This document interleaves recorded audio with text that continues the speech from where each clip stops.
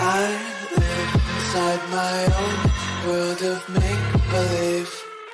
Kids screaming in the cradles, profanities. I see the world through ice covered in ink and bleach. Cross out the ones who heard my cries and watched me weep. I love everything. All right, y'all. How we doing, everybody? I know it's Friday morning there in the States, and it's Halloween. Probably not going to have too many people joining us, but for those of you that do, we'll get to hang out. Yes, I actually never wear Halloween shit, and my wife had this, and I threw it on. This is what happens when you use the word bombshell too much. Happy Halloween, everyone. I hope everyone's going to have a lovely evening tonight. If you're with your kids or whatever, hanging out or just going out with friends, do it safely. It should be fun. It's always a fun holiday. And it's Friday, Halloween on a Friday, which doesn't happen too often. Maybe it does. I don't know. I don't know why I said that. I don't know anything about that. But we do have a guest joining us today, Dr. Dan. He's been on the show many times. He actually went to the Soul conference in Italy, so he's going to come on and talk about that. How did that go and all of that? He's got some stuff to share, so that should be cool. We're also going to go over a new video that George Knapp released in Las Vegas about Area 51, which is pretty enticing. And there's some other news as well, according to Jim or James, however you say it, Lakatsky, which would be pretty interesting. So, and thank God StreamYard has a new feature now where I can put the comments up on the screen and make them nice and big for y'all. So, just be cool. Okay, I don't want to have to block anybody from leaving any bad comments. Okay, let's just be cool. And that's it. So, yeah, we're just going to hang out here. And we'll definitely take some questions from the audience and just hang out and whatever. And I know I don't do a lot of live streams, y'all. I apologize. I will start doing some live streams. I don't know when. Pretty soon. We'll get on the schedule and get those going. Definitely not in the mornings. That is for sure. Heiser said it's a bit laggy. I don't know. Looks fine on my end. Don't have any issues, but who knows? Usually it tells me if it's laggy.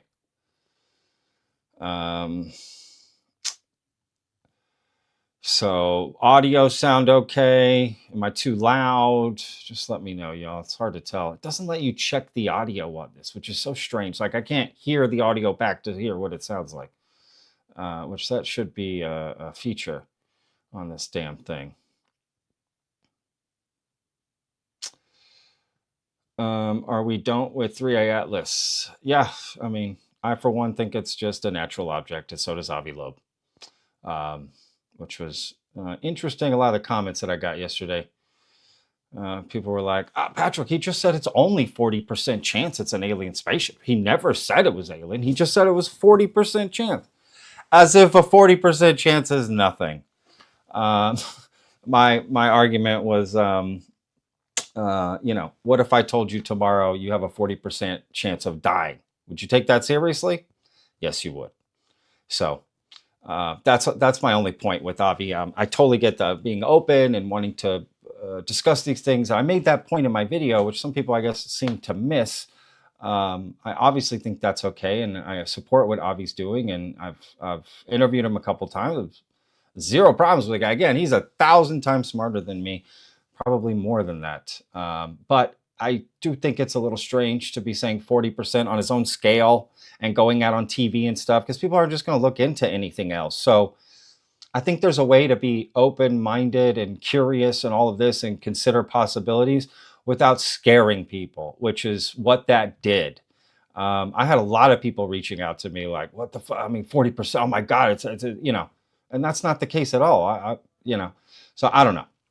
To each their own. Think whatever you want. Do whatever you want. That's the motto here on Embedded.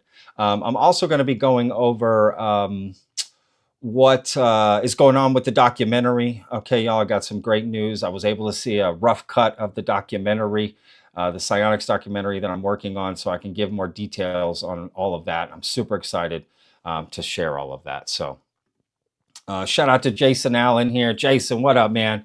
Now I got to get up early to watch the live stream. Thanks a ton, Pat. I'm sorry, dude. I'm going out tonight. You know, it's Halloween, so I got to do in the afternoon. It's 3 o'clock for me in Spain right now in the afternoon. Remember, I am in another country now, y'all. So, you know, that's just the reality of it. Sometimes I got to figure out how to do a night stream here in Spain. That's gonna be hard, but we'll make it happen. Looks like we got some people from all over the world joining us, which is awesome. Wilshire, Prague, Alabama. That's what I'm talking about. What up, y'all? Alabama. It's good to see some Southerners in the house. Yeah, 9 a.m. Central. I know it's totally early, and I apologize for that. But this is what I got to do. I wasn't going to make a video even today. I was just going to take the day off. I thought, you know what, we'll just hang out for a little bit. For those that show up, we'll hang out. We do have a lot of cool stuff to talk about. Again, Dr. Dan is going to be joining us here in just a little bit. And as soon as he comes in, we'll get that going.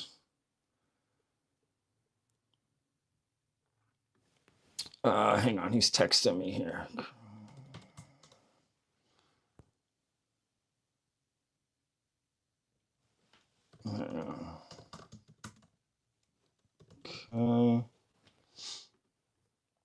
All right.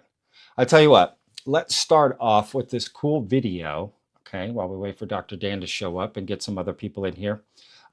This is, again, a report from George Knapp about Area 51 that's super interesting, y'all. Okay. Who else is here as a fan of George Knapp? I am.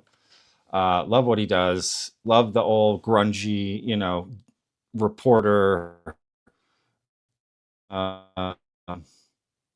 you know, thing that he does. Like, it's awesome. He's an OG, baby. Got to respect George Knapp, no matter where you stand on this. So look, he put out a report on his Channel 8 Las Vegas news station and about Area 51. It's only like 4, 5, 6 minutes, something like that. We're going to watch that because it's super interesting. And we'll talk about that a little bit here. So let me play that just to give us something to get going, right? Just get this going, y'all. God, I got a splitting headache, y'all. I don't know why. It's just, you know what I mean? Piercing headache. All right, hang on here. Let's see. And the title of the video is Unknown Object Crash Near Area 51 Fuels Cover-Up Claims. I'm sorry, what? That is literally everything that we want to cover, is it not? That's it, y'all. That's the thing. All right, so let's get this going. Stay with me.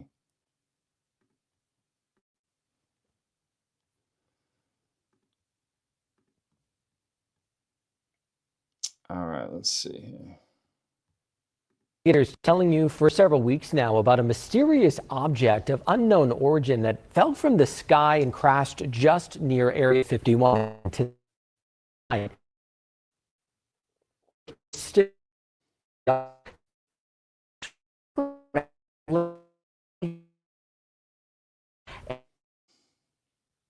False. And we are lucky because George joins us here in the studio with more on what he's now dug up. George.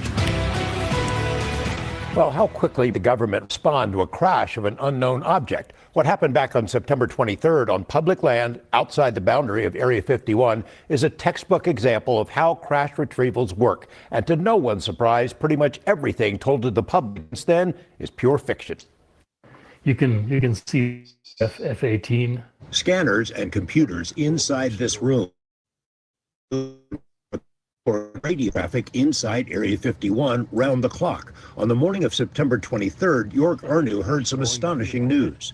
Had my cup of coffee and I'm listening to Area 51 security, and all of a sudden they get very serious. locked down the base. Arnu learned there'd been a large but totally secret air operation in the middle of the night and that something had gone wrong. So we just had an asset go down. We had an asset go down. This is not Creech security, this is Area 51 security. And they had an asset go down. And then when they UAV, unmanned aircraft with orbit.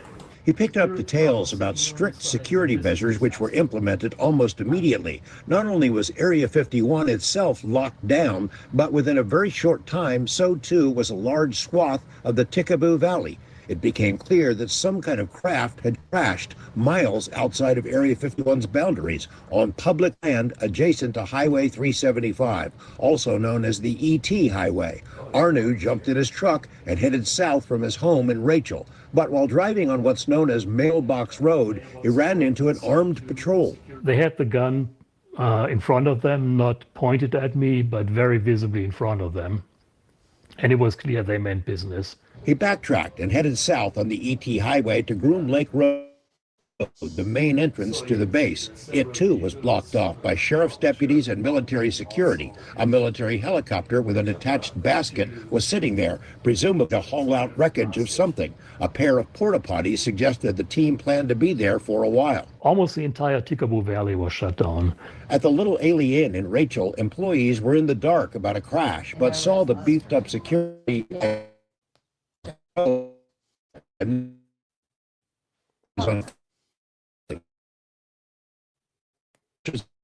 are not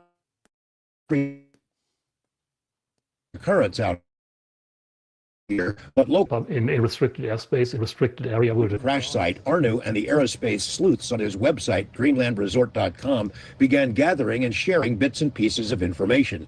The FAA had ordered the closure of airspace over a particular spot in the valley. That was a big clue. Then 4 days after the crash, the security teams vanished. Arnu went back out for a look. The Air Force had used heavy equipment to plow a dirt road across a section of desert. Arnu followed it and found what he thought was the crash site, then shared it online. That's when things got strange, even by Area 51 standards. A second wave of cleanup crews descended on the site, presumably to pick up any remaining debris, but they also used graders to cover the entire area with a thick layer of dirt, literally a cover-up. Creech Air Force Base, which is home to a fleet of Reaper drones and other UAVs, issued a statement explaining that the, quote, unmanned aircraft was one of theirs. The same statement claimed someone had been tampering with the crash site and had scattered assorted pieces from other aircraft, along with an inert training bomb. The Air Force said the FBI was investigating this alleged tampering at the site. Arnu was amused but not convinced. the only thing they could get that person for is littering on public land. That's the story, as it came from Creech and the I think that was designed to make people not go there. Arnu drove back out and realized the site he first videotaped was a staging area, not the crash site. 200 yards away, the telltale burn marks on Joshua trees indicated this was where the object slammed into the earth. Both he and another aerospace explorer found pieces of who knows what, debris that came from something other than a drone, seemingly planted to confuse anyone who came looking. But they also found pieces under the dirt that are likely the real thing. I'm pretty sure that this piece came off the actual aircraft. Arnu, who was at the site of a genuine Reaper crash years earlier, says there's no way the Air Force could ever recover every piece of a crashed aircraft. So they added some dirt and sprinkled in some misdirection instead. If I were them, I would probably do just that. Is there a good guess about what crashed? On the Dreamland Resort website, members, including former military and retired defense contractors, chimed in. The leading theory is that the drone was one of the latest generation of AI-controlled craft that accompany advanced fighter planes and can act independently to get the job done. The next generation air dominance project is the big thing at Area 51. So the pilot flies along and says, hey, there's a target on the ground, drone 1, go check it out, and if it's a bad guy, take care of it.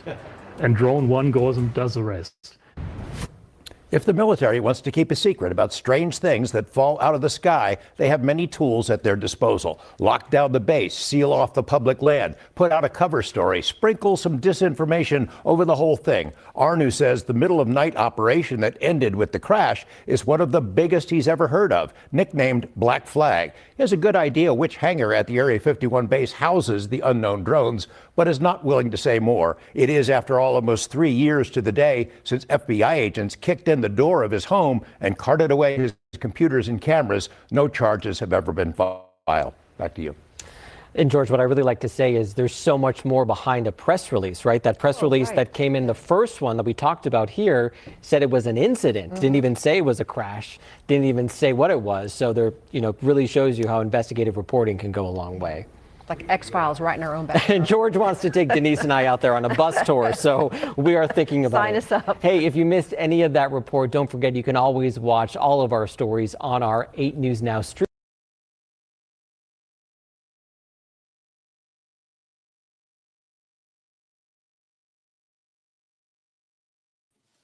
All right. What's up, Dan? How we doing, man? Oh, I can't hear you, Dan. Oh, you can hear me. There we now. go. That looks Yeah, terrifying, Patrick. What, that Area 51? No, Or it's the, yeah, the it's not the splitting knife through headache your I head. have. Look, real quick, people are saying there's glitching or something. I don't know. On my end, it's fine. It tells me on StreamYard if it's like low, so I don't know. If people are having There issues, was when I was watching that video, there was a few little glitches, but just brief kind of freezing. Okay, I don't know, y'all. On mine, it says, on my end, it says it's fine. There's literally nothing I can do. This is why I don't live stream. It's really This is why I hate it's live good stream. now. All right. It's really good now. All right. Happy Halloween, Dan. Happy Halloween, man. To you too. You got big plans?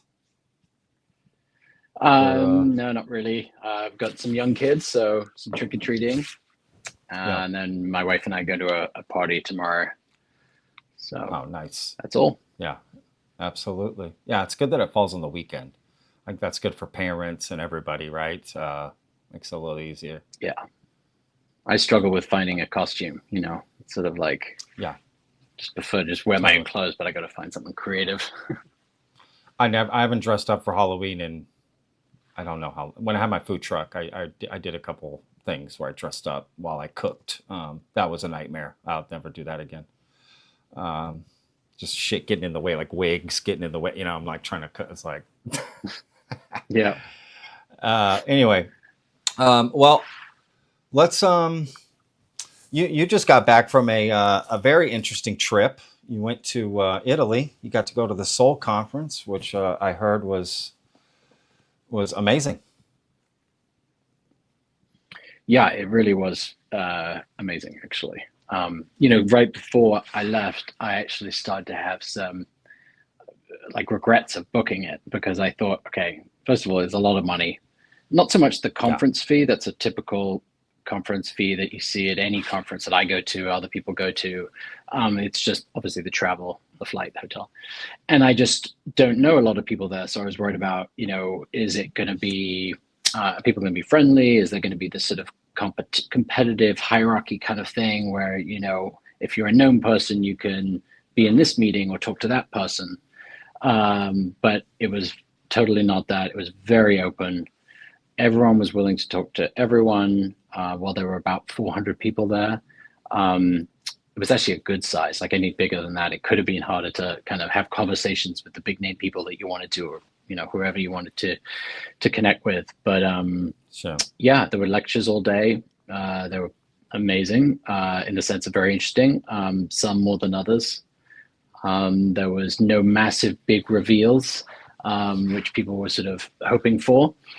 There were some recent sightings and encounters that people shared that had not made it public yet. So that was fun to see. But yeah, I got to meet some the names that we all see on YouTube. From Jacques Vallée to Gary Nolan. Let's see, Nusatelli. all the current Ryan kind of names Graves. that are I saw in the you had a European. picture with Ryan Ryan Graves. Right? Graves. Yeah, that was a really cool experience. I was, took a break from one of the lectures and walked around this beautiful hotel, and I saw this guy down by the water. Everyone's at this conference, and he's sort of down by the water, and I walked down there not knowing it was him. And it ended up being Brian, and I said, "Hey man, just love to chat with you for a bit." He said, "Oh yeah, come on, let's chat." And so we spoke for about 20-30 minutes. Really very friendly guy, wanted to hear my experience, the origin of my interests. Sure. And yeah, that was the general feel of the whole 3-day event.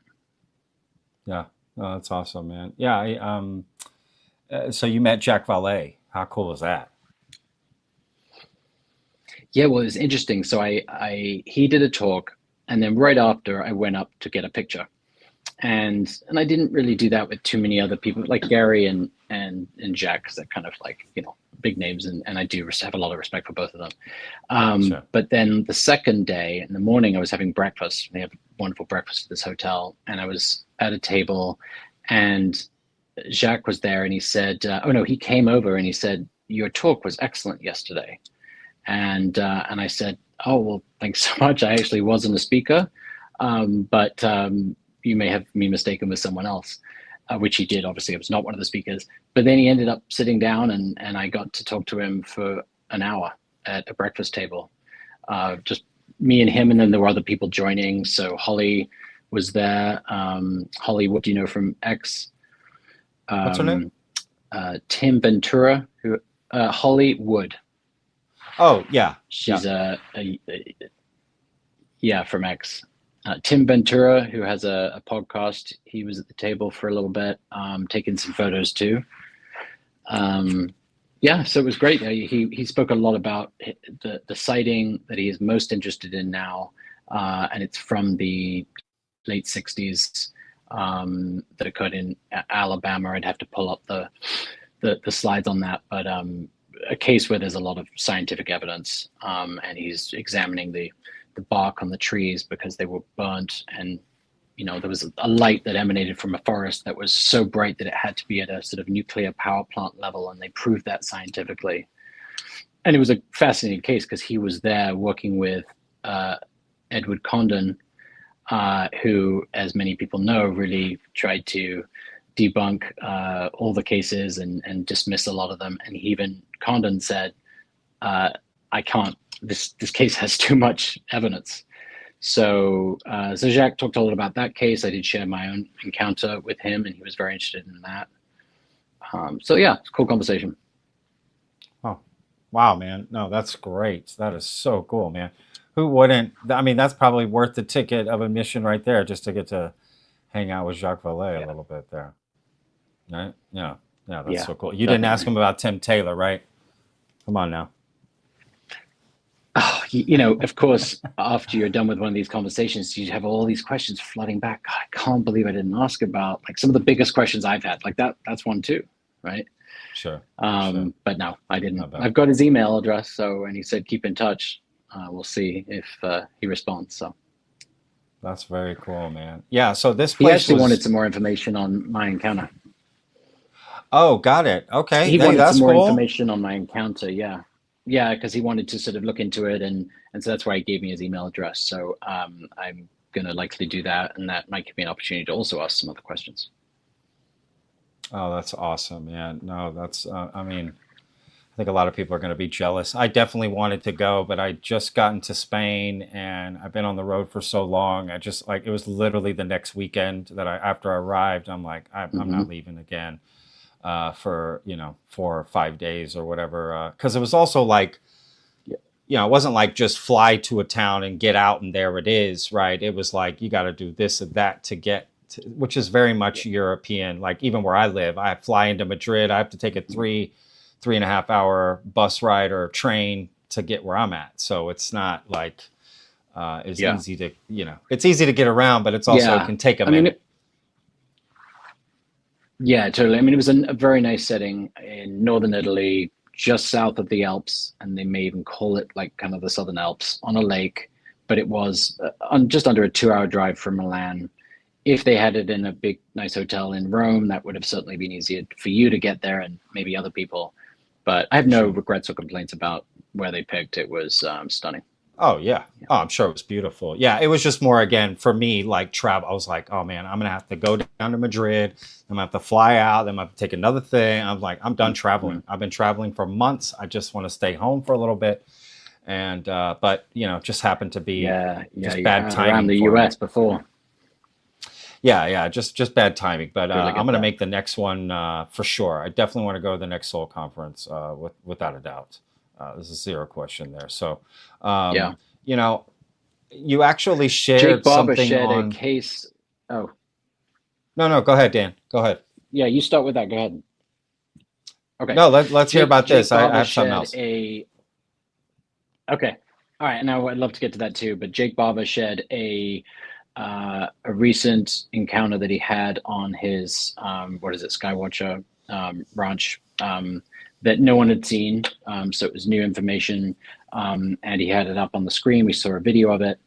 We weren't able to the video. I guess we could have. I just didn't. It's kind of awkward depending on where you sit. I was able to do another one, but anyway, he was in a helicopter with someone else. There is a UAP, which it's hard to describe. It looks, I mean, it kind of looks like a cloud, but it's absolutely not. There's no clouds in the sky. It's clearly something anomalous. It's not a balloon. It's not far away. It's very close. I think he described it as a few hundred yards away. Upon seeing it, all the controls in the helicopter stopped working. They had no control over the helicopter, and you see it all on video. All the readings, settings, it became immobilized upon seeing that UAP. So that was the case. You know, it didn't really talk about. I mean, it came back once. I believe once the UAP went away. I don't remember all the details. It'll come out on YouTube. There'll be all the Seoul presentations, and you'll see it. But a lot of people were impressed by that encounter. When you say they were impressed, what do you mean exactly? Like what do you mean? Impressed in that a lot of people there want to see more than just something in the sky. You know, there's a light and, okay, some anomalous movement. Here it was a daytime sighting, a clearly visible, UAP. I'm not going to say flying saucer because one, it didn't look like a flying saucer, but it looked like kind of a shape-shifting type orb, very close up. So a lot of the Skywatcher stuff is so high up in the sky, and they've created these kind of elaborate names for them. And this was really close up, and then what people were impressed by was that it had a direct, it interfered with the helicopter's functioning. Like it was not just a correlation. You could it's as close as you get to causality as possible. Sure. They see this, they're close to this object, and then it immobilizes the helicopter. That I don't think ever has happened while they've been there. So yeah, people like that kind of, the scope of evidence. And then you've got video footage of them in the helicopter seeing the readings, the gauges. So there's evidence that, okay, this helicopter is shutting down. And Jake Barber was flying the helicopter? Yeah. I to be honest, I assume so, because it was his video. And he is the helicopter pilot there, so I can't think of who else it would have been. Well, I do know that in one of their videos, they had that same incident happen, where a helicopter, was all the readings were going everywhere, and they kind of showed a couple clips of it, nothing too crazy. So this sounds more elaborate. It could be the same thing, just more extended, but that wasn't Jake flying the helicopter when that incident happened. So this is either the same incident, more expanded, or a separate incident with Jake flying. Does that make sense? Like, so it's either way, it's interesting. Okay. Yeah. Very cool. I suspect it's a new incident because no one in the room had heard about it, and it was like there were gasps in the room. Got it. And each presenter, it's very interesting. They have a definite different style, and I would say Jake's is kind of emotionally driven. He's grounded emotionally, but he really takes you through his emotional experience and he's very connected to emotionally to the phenomenon based on the nature of the sort of, there was a sort of spiritual component of his experience and sighting. And then others are a little more intellectual, philosophical, empirically based. For example, Carl Nell was there, and it was great to see him around. And his talk was, I mean, there was so much there. He actually ran out of time, and he was on maybe, let's say, 7 out of 25 slides, and he'd run out of time. Very eloquent, insightful, intelligent. And his thesis was, it was a bit of a stretch, the thesis, but it was like creating the analogy or showing the analogy between Roman generals, the 4 Roman generals, and the 4 periods of ufology. And I wish I could kind of share, because I've got some of the slides, but there's a slide that sort of shows that comparison, and then also describes what are these 4 periods of ufology. And maybe later on I'll pull it up on my computer so that I can kind of share it. But one of them I liked from 1987 to 2000, I think, was called, Dreamland and something. It was just, so he would describe them based on what was kind of culturally going on at the time, and then compared that with sort of the, 4 periods of in the Roman Empire. But then it was very cool. He was talking about some of the documentation, FBI documentation, most of the stuff that people will know, that were released through FOIA. So CIA, government, Pentagon docs that I actually had not seen, I'd heard about. But he really showed a compelling case. He's got this argument of, the first principles argument and the second principle, all that stuff. And you hear that, and intellectually it sounds fascinating, right? And logical, and you can kind of believe it. But then he backs it up with this evidence, which helps you see how he got there. Wow. I have one more question about the Jake thing, if you don't mind. I'm sorry, I can't get that out of my head because I'm been working on the documentary, the psionics documentary. So Skywatcher's in my mind. Did he explain like how that UAP got there? Was it from a psionic asset that they summoned it in and then they went to check it out, or were they just flying around and happened to come upon this, or did he even mention any of that?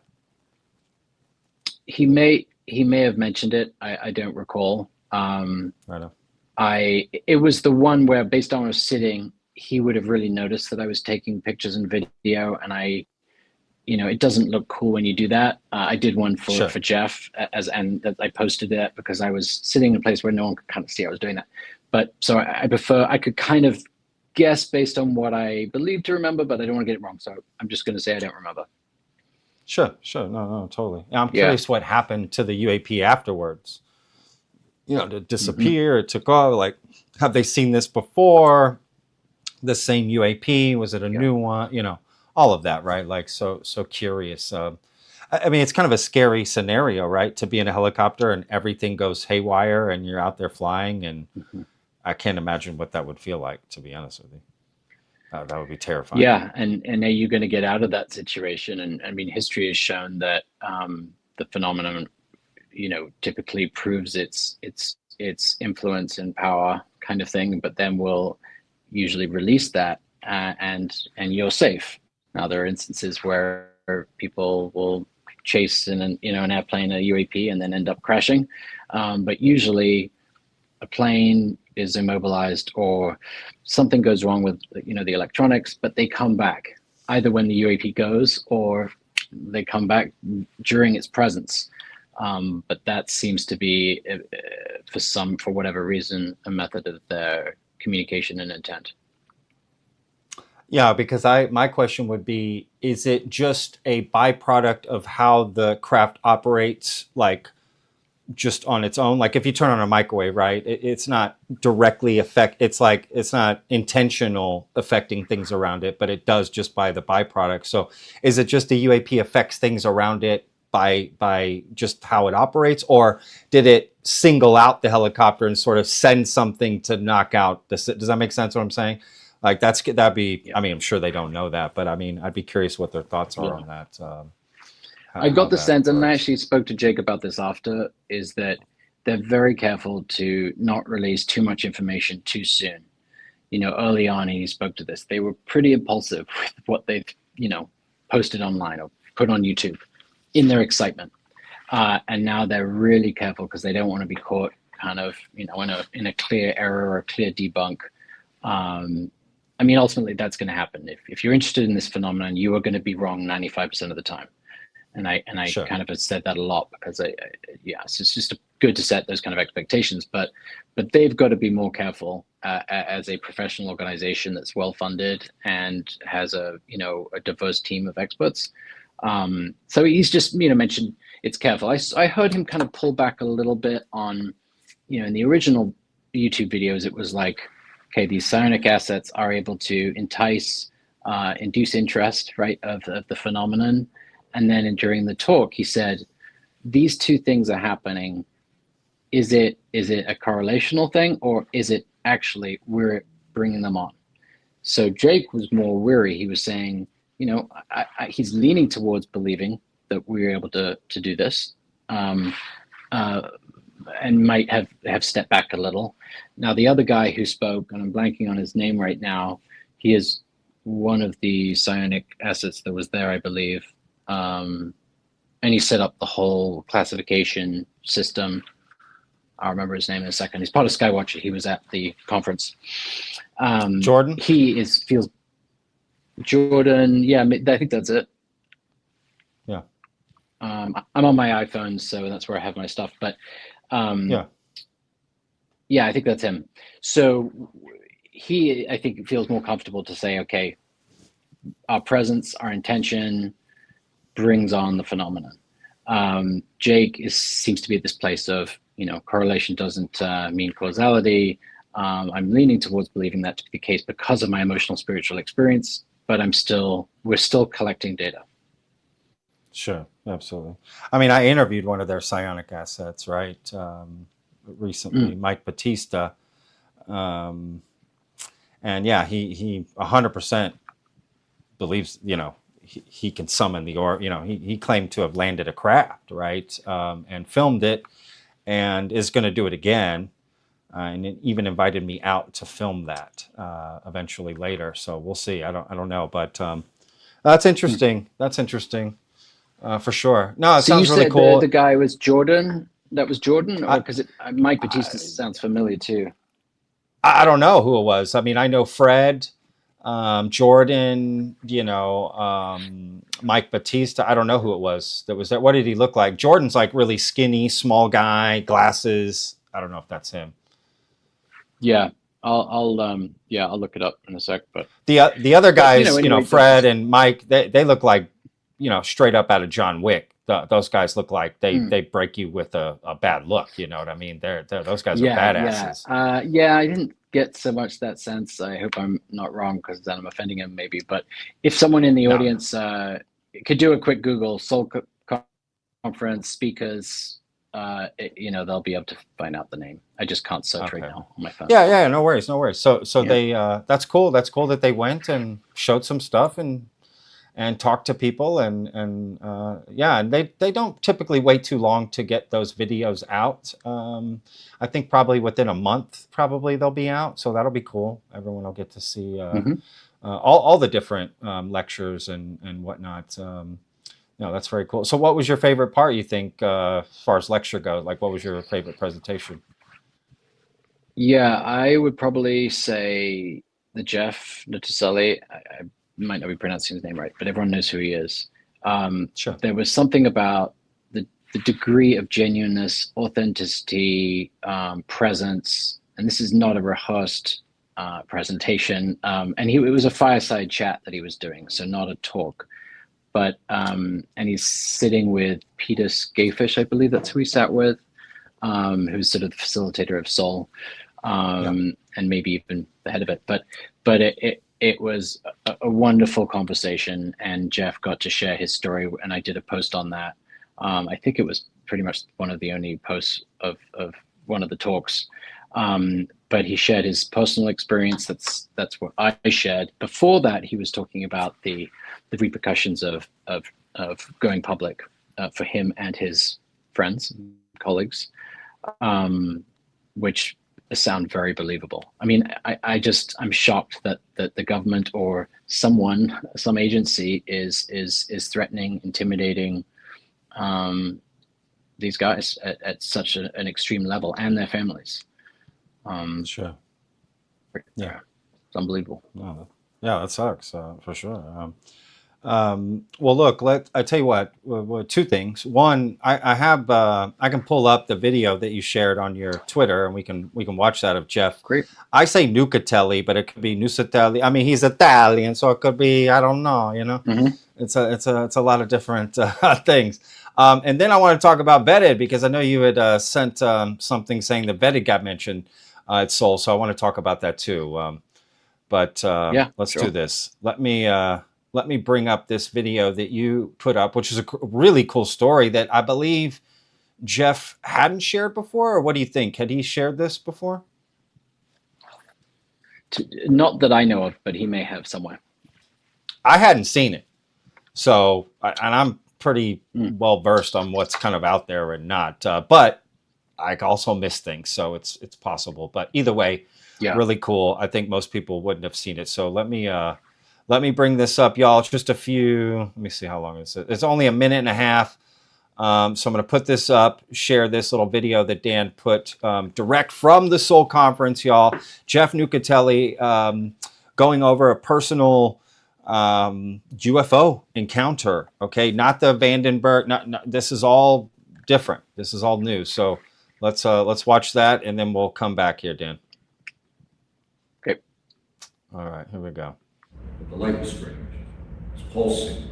It didn't look like a satellite. It was too bright. And then when I was thinking that, I was trying to convince myself it's probably just a weird atmospheric effect. Then it performed for us. It fluttered like a butterfly or like a leaf in the wind. And then we knew, okay, we're seeing another one of these craft.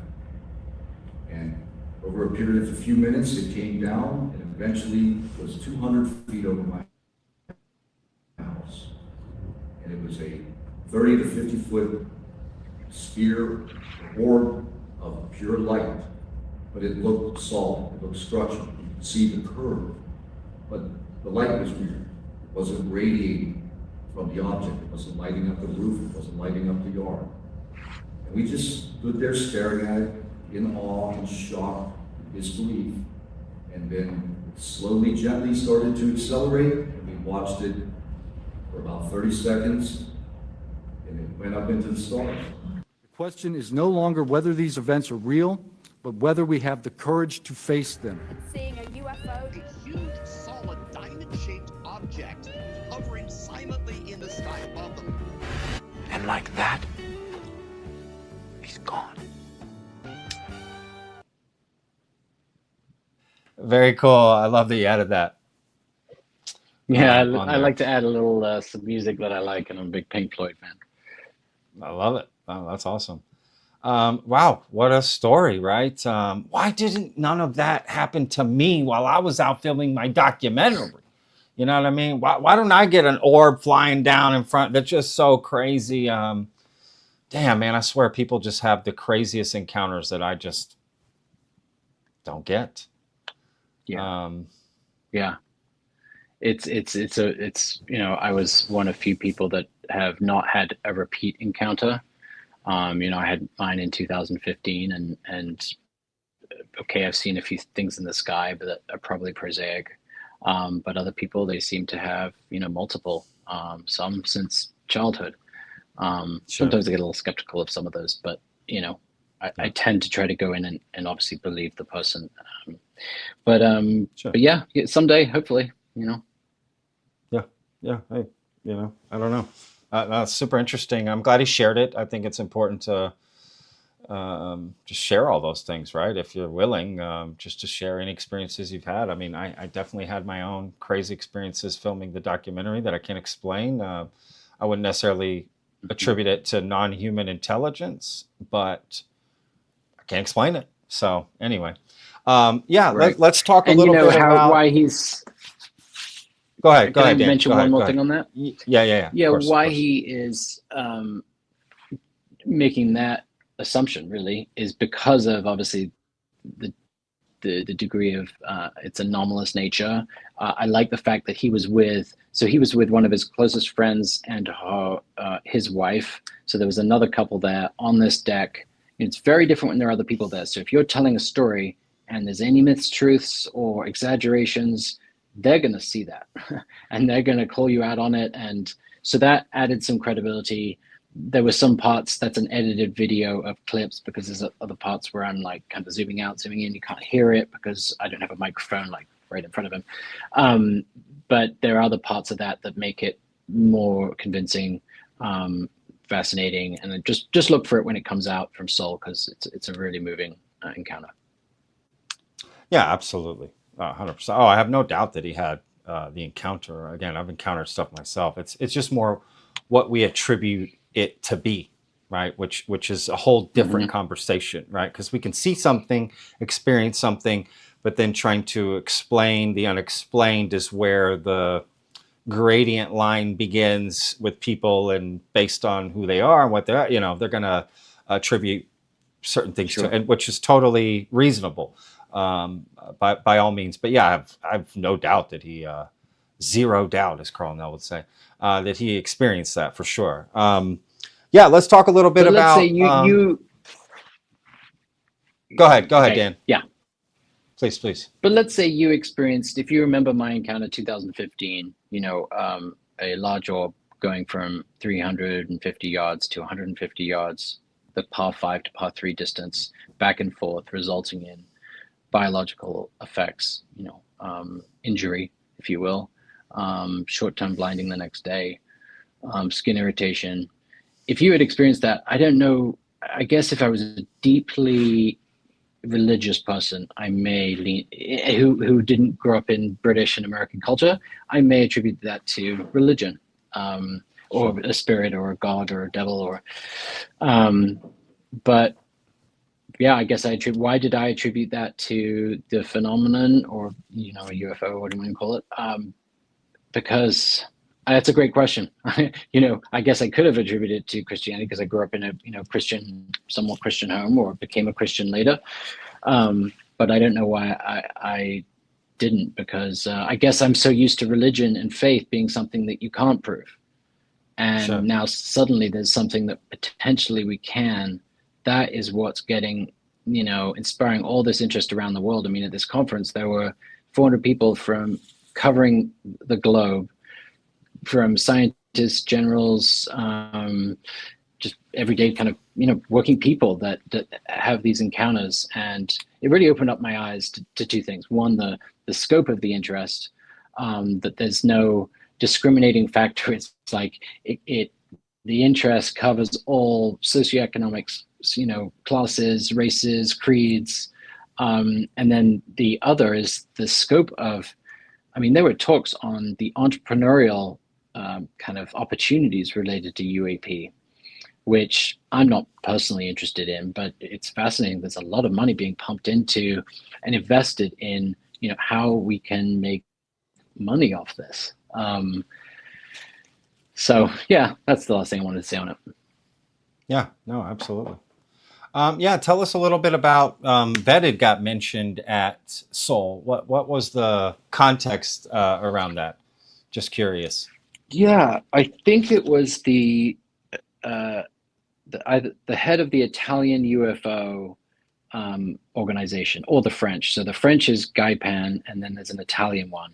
It was one of those, and on the sort of opening slide, and you might be able to pull up the post. I don't have the picture here, but it's just, first thing you see is just Vetted, the V, and it's not Verizon, it's Vetted.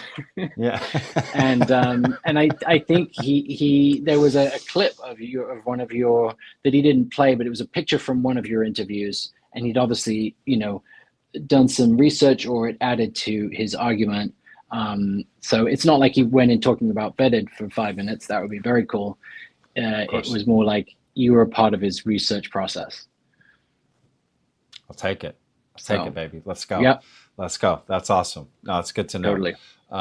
It's good to know Vetted's getting around. Yeah, no, that's very cool. No, it was cool to see that. You sent the picture like, hey, look at this. Like, I thought that was cool.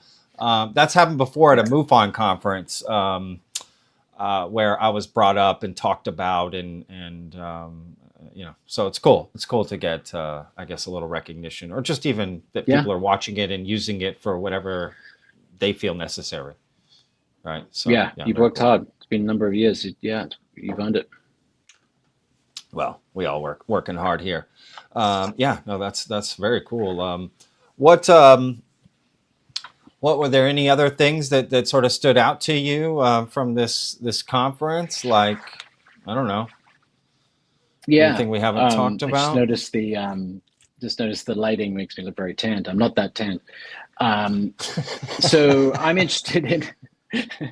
If I turned on the main light, it might go. But I'm interested in, obviously, the psychology of the phenomenon, sort of why we believe what we believe, the meaning that it gives us, or sometimes takes away from us, the spiritual component, its impact on consciousness, and how we integrate and experience an encounter with our everyday lives, how we integrate it. Or how it might conflict with our spiritual journey, religious beliefs, the psychology of an impact of stigma, these themes that we all have heard and talk about. So that's a big interest of mine. I would say there was some of that. I would have loved to see a little more on it. There was one talk by, like on a name, her name is Dr. She's like the psychologist of the Soul Foundation. And she was head of some U.S. space program. I'm sorry, I should have. I think I know who you're talking about. Whitley, sorry, Dr. Whiteley. Yes, Whiteley. Okay, yeah. Whitley. I think she's Swiss or maybe European, but it's a very impressive resume.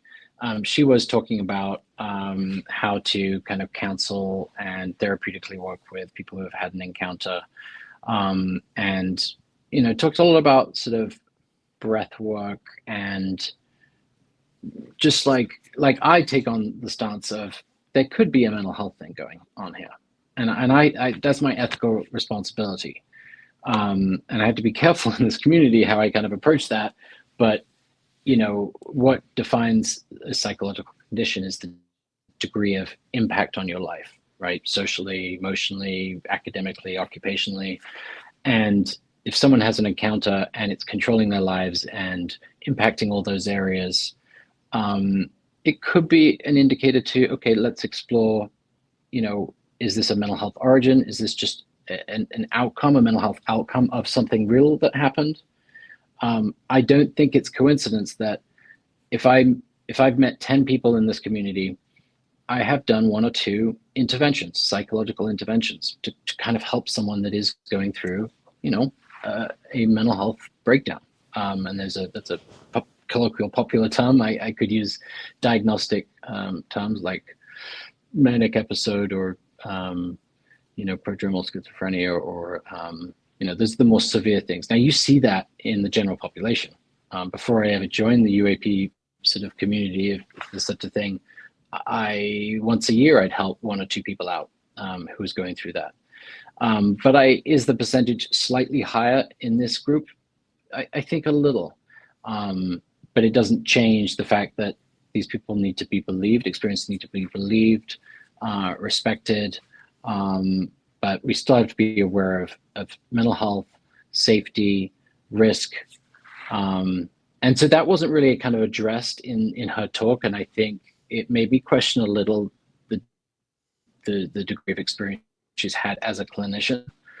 But I might be wrong about that. Sure. No, I mean, it definitely makes sense that, the UFO community is just a slice of humanity, right? So it would make sense that there's all kinds of people in this community. And there's clearly going to be people with some mental health problems. I've met them myself. I'm not a doctor, though, like you. So I'm just going off, the sort of street term, right? Like, oh, that guy's crazy. And I know you would never say something like that. And that's probably faux pas. And I apologize. I don't mean it. I just mean that's the sort of language that average people use, right? For someone who's like a little off the rocker, we might say in Texas, right? So clearly that's going to be a part of this community. You're going to have people jumping in to sort of come in, but that doesn't mean everyone is like that. And I'm sure there's definitely real experiences mixed in with some people who are just trying to be a part of something, which is just like any community, to be honest with you, right? This one just may attract a few more, just given the topic. So Yeah, it's got to be hard. I think it does. And the nature of someone, let's say, who is having so between the ages of 18 and 25 and a little younger, sort of 18 and 22 in males, if you're going to have bipolar, you often have your first manic episode at that young age, usually during college. And by definition, a part of that is hallucinations, visual, auditory hallucinations, some delusional thinking. Sure. And that's just the nature of that. Now, and will some of those people, part of that delusion, think that they've seen something and interpret something like, well, they came to me and they're controlling me, and I'm abducting me? Yeah, there are going to be instances of that, like that, but one wants to be obviously really careful, because if you go in with that assumption, you're going to leave out the 90%, and I don't know the percentage, that had a real experience, irrespective of what it is. None of us know. It's all like how they cope, how they function, and find meaning through, an experience, whatever the experience was. Yeah, absolutely. I believe most people are genuine about their experiences. It's the interpretation of that experience where, I may diverge or, feel a little differently, because it's just their interpretation. But the experience is the interpretation is opinion, but the experience is objective to me. Like that happened, but what they think it is becomes just their opinion based on whatever their life or whatever. So but I genuinely believe most people's experience, like, I believe you saw that, or you heard that, or you felt that, or I genuinely actually believe most people are being rather genuine about it, authentic. It's just the interpretation. Yeah, but you would say, Patrick, that the nature of the experience is going to be correlated with your interpretation. So if I'm walking down a road and you come up to me with that knife through your head, and then you've got another knife and you're coming out, my interpretation might be that you have some homicidal or suicidal tendencies. Right? Because of the extreme nature of what it's. Yeah, be right. Extreme example, but it's related to what you're experiencing. So if someone, is in a helicopter and they see, or you're in a plane and you see a UAP, and suddenly the plane starts to shake and starts to go down right after seeing this, object, whatever it is, UAP out your window, it's not unfair to make that association. But some people will certainly say, all right, because I'm seeing this, this is what's happening. Yeah, I think one should be wary. I mean, we're all making absolutely, based on the data that we have. And I think that's just all part of the experience, right? None of that. What I mean by interpretation, I guess there's many types of interpretation, many types of experiences, right? You can see a light, you walk away, you don't know what the light is, you interpret it. That was an HR, this was that.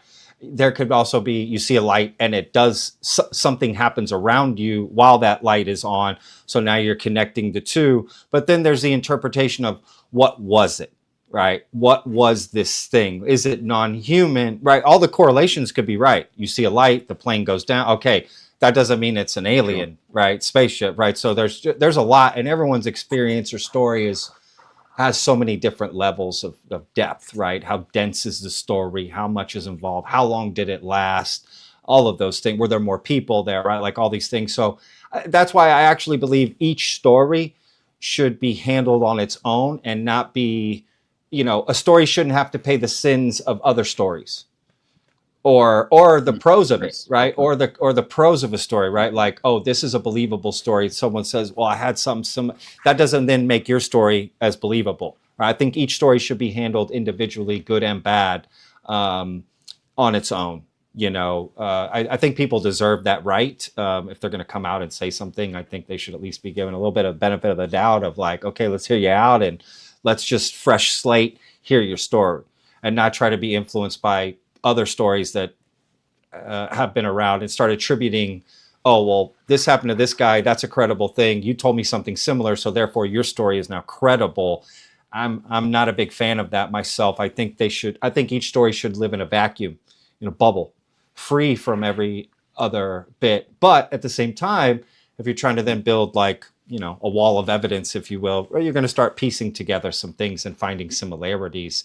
But I think that has to do more with, rather than what happened, I think it has to do with like what it is that caused it, right? Is it this alien, non-human causality of these situations? I don't know. It's complicated, right? It's just clearly this isn't a black and white issue. No, those are great thoughts and worthy of bigger discussion someday. But I will say, I've got a question for you. In your interviewing of people around the U.S., was it sometimes hard, because I'm sure that a number of people that you're working with or talking to, that they maybe tell stories that aren't that convincing, or that I think you told me there was maybe a few that were totally just trying to fool you. That can impact like the degree to which you're coming with faith and trust, I'm assuming. Absolutely. I mean, I'm human, right? So yeah, of course. Ideally, I would love to be able to not. But yeah, of course, it's if I cross the street one day and get hit by a car, probably for a few weeks, I'm gonna be scared every time I cross the street, even if there's no cars around, right? Like, so I get it. Yeah, absolutely. It can help. I try to remain as objective and try to, reset, if you will, reset myself mentally every time so that I don't let those things affect me. But I am human. It's going to happen. It definitely happened while I was out. But again, I have no proof of it. It's just my gut feeling. This person's being deceptive towards me, and I don't like that. I don't mind hearing any story.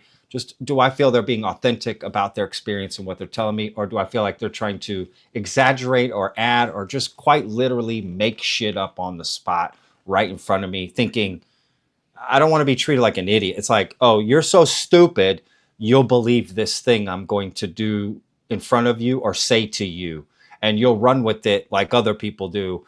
I'm just not a fan of that. But again, that's a personal thing. I think it's just all part of a personal journey, I guess, if you will. I thought of one other thing.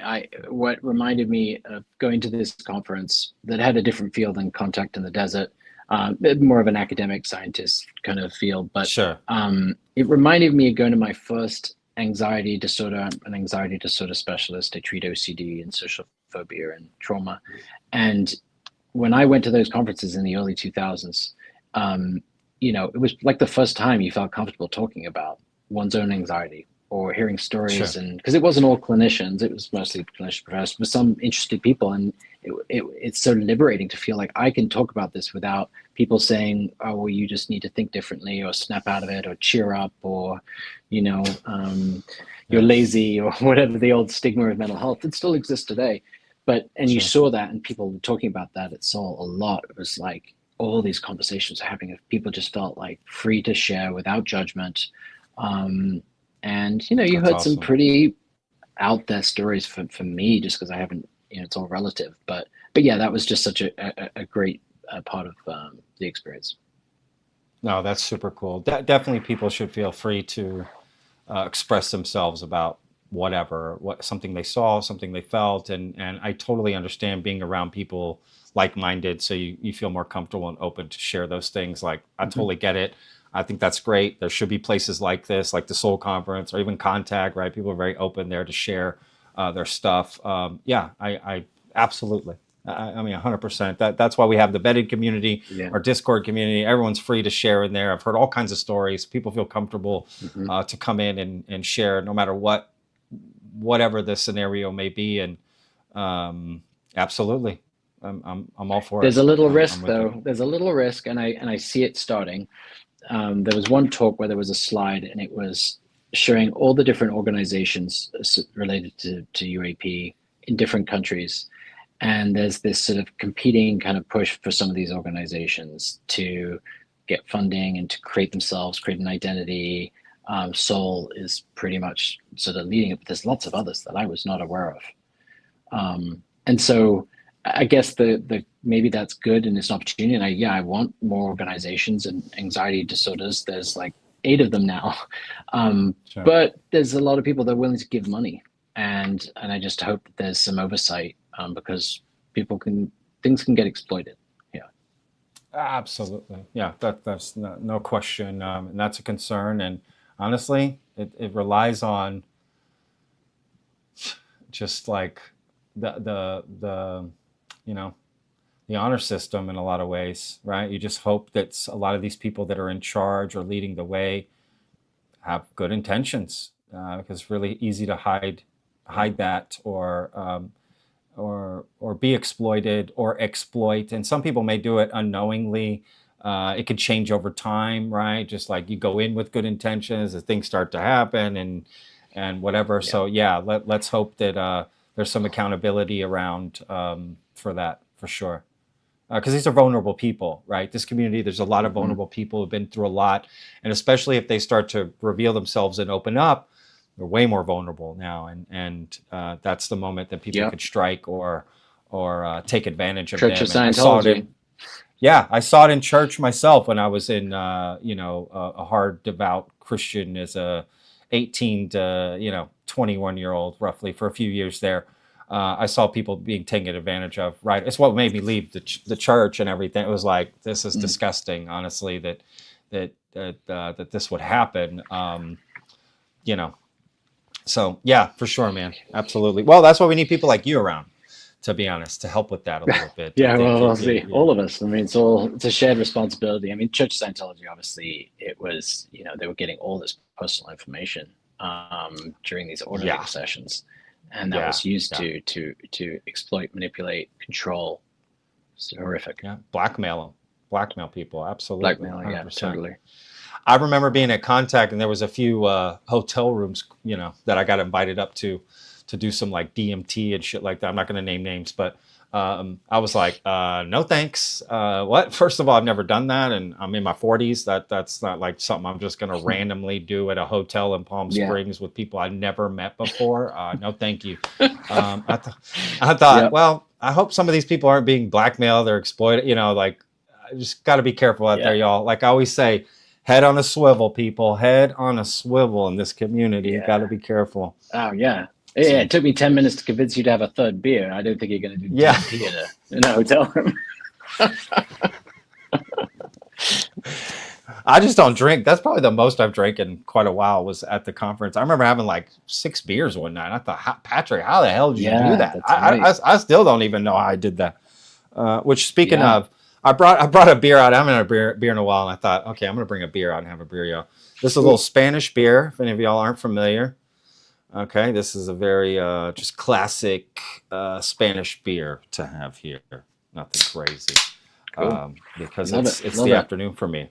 I like drinking beer out of a glass, but me too. I don't have a glass here, so I'm kind of screwed. I'm drinking coffee and beer, which is something I learned in Madrid to do from old people.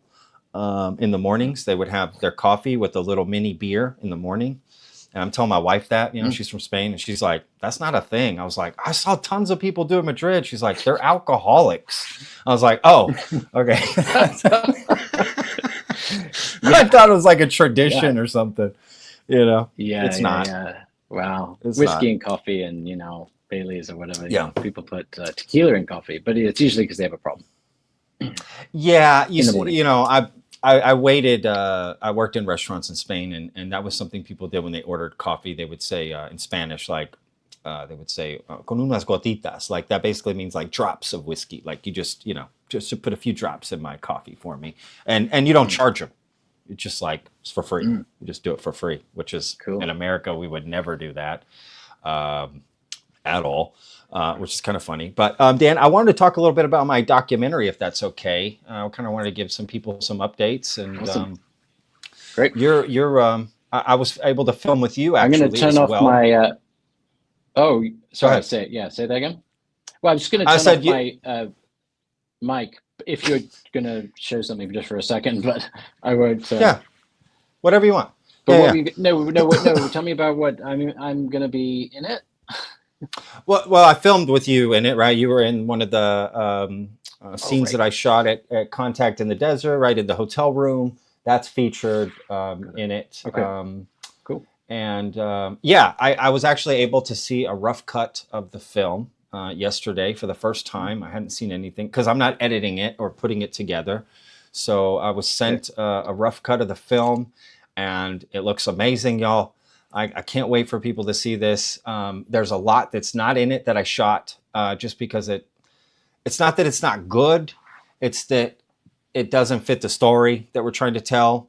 So there's going to be a lot of extra stuff that's going to, that I'm going to be putting out. So pretty much everything that's worthwhile will come out, even if it doesn't make the documentary. It is going to come out. People will get to see it, but it just doesn't, fit the storyline. And I'm learning so much about this process of making a film and, piecing it together and learning, walking through the editing process and, working with a great producer who knows his shit and knows what he's doing, and learning from him has been probably the biggest joy of making this, to be honest with you, like learning how to produce these things. So I'm really excited for this film to come out, but I'm even, as excited for the next one we're going to be working on as well, but just because I learned a lot. Like, I could see some of the mistakes I made while I was shooting and stuff when I'm watching the film, like, oh, I should have done this a little different, or I didn't need to shoot as much, or I should have been more focused on certain things. So I learned a lot through this process, but the film itself is really great, and there's so much to it. It's crazy, the journey that I went on when I saw it all pieced together. Where I was just like, holy shit, wow, I can't believe I did so much. And yeah, I'm really excited for it. How many total hours of footage do you have? I'm curious, how many total hours? Because when you're done, the finished product is what, 90 minutes? It'll be it'll probably be 2 hours full finished, okay, with everything, and that's pushing it. It may be less. Okay, it could be 90 minutes. I don't think it'll be 90. I think it's going to be right at 2 hours. But it could be less. I don't know, with credits, right? Add an extra 7-8 minutes with credits. And honestly, at the end of the day, I don't really know. The rough cut I saw was pretty long, but it needs to be cut down a little bit more. But there's just so much. Oh no, I have hundreds of hours of footage that I shot. That's my question. I have hundreds, I bet. Yeah. Oh yeah. I have whole interviews, that I shot that none of the interview is going to make the documentary.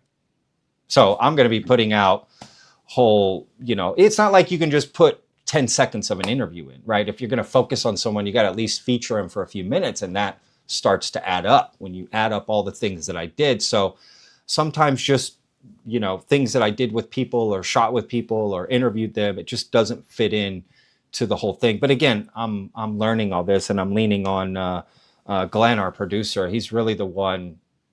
I would say he's officially going to be the director on this.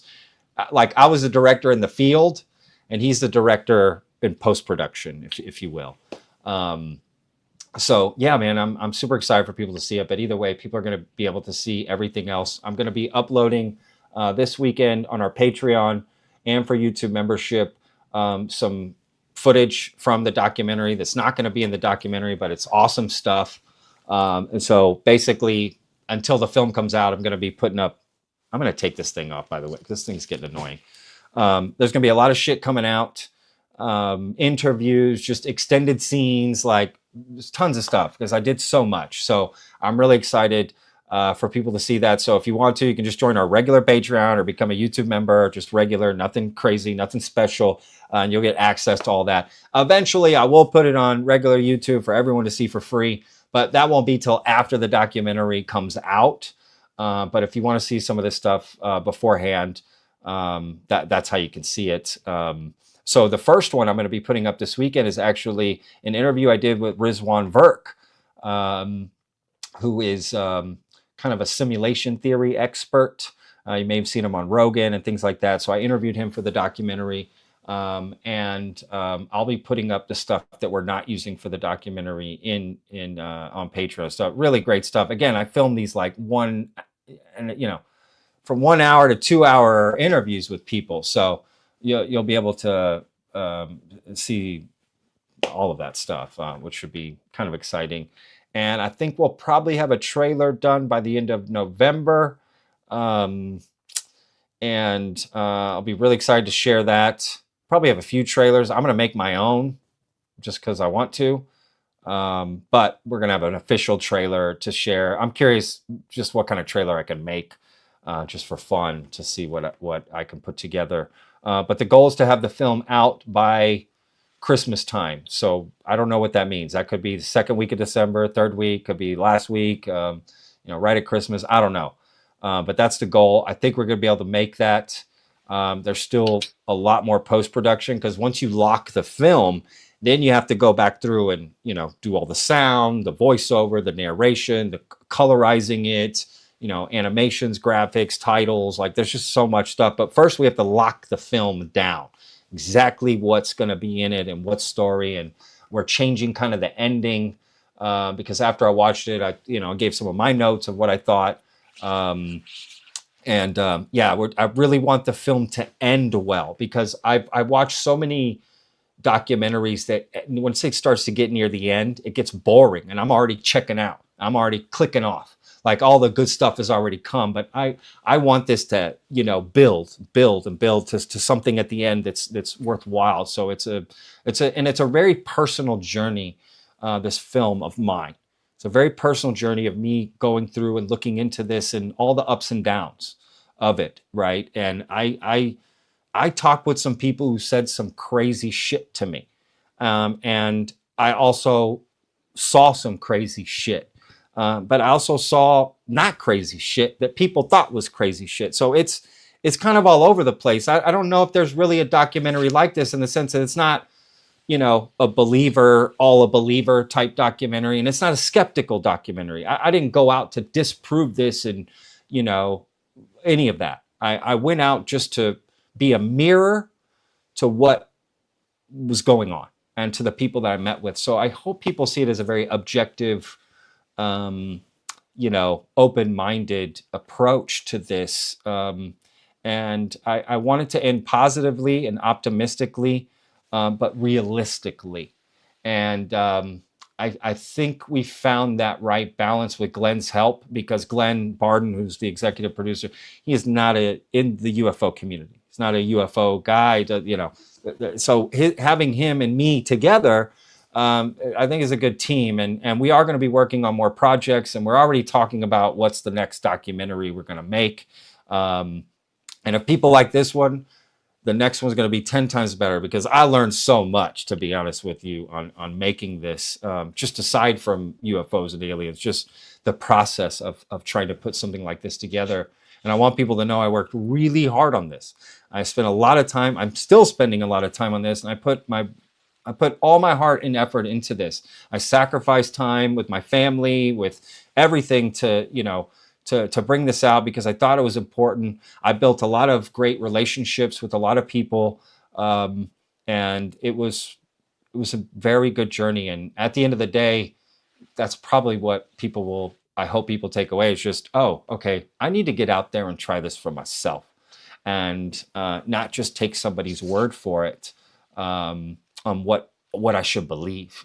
This is all bullshit. Like, I don't think you should believe anyone that's like, this is all bullshit. You'd be like, okay, yeah, it's all bullshit. Okay, I'm out. Check it out. Thanks. Or this is all real. I don't think that either of those extremes are helpful. And I hope people just sort of take this into their own hands and not be afraid or apologize that you're on this journey and that you want to look into this. No one should feel the stigma for believing in this or looking into it or being curious about it. But I would also say no one should feel the stigma for not wanting to spend time on this and thinking it's a waste. It's like everyone should decide for themselves. But I hope at least people try something or look into it before they make a decision. Either way, whether it's true or not true or whatever. But either way, people are going to be entertained by this, and I can't wait to share it and get it out for sure. That's. Can I ask a question, Patrick? Of course.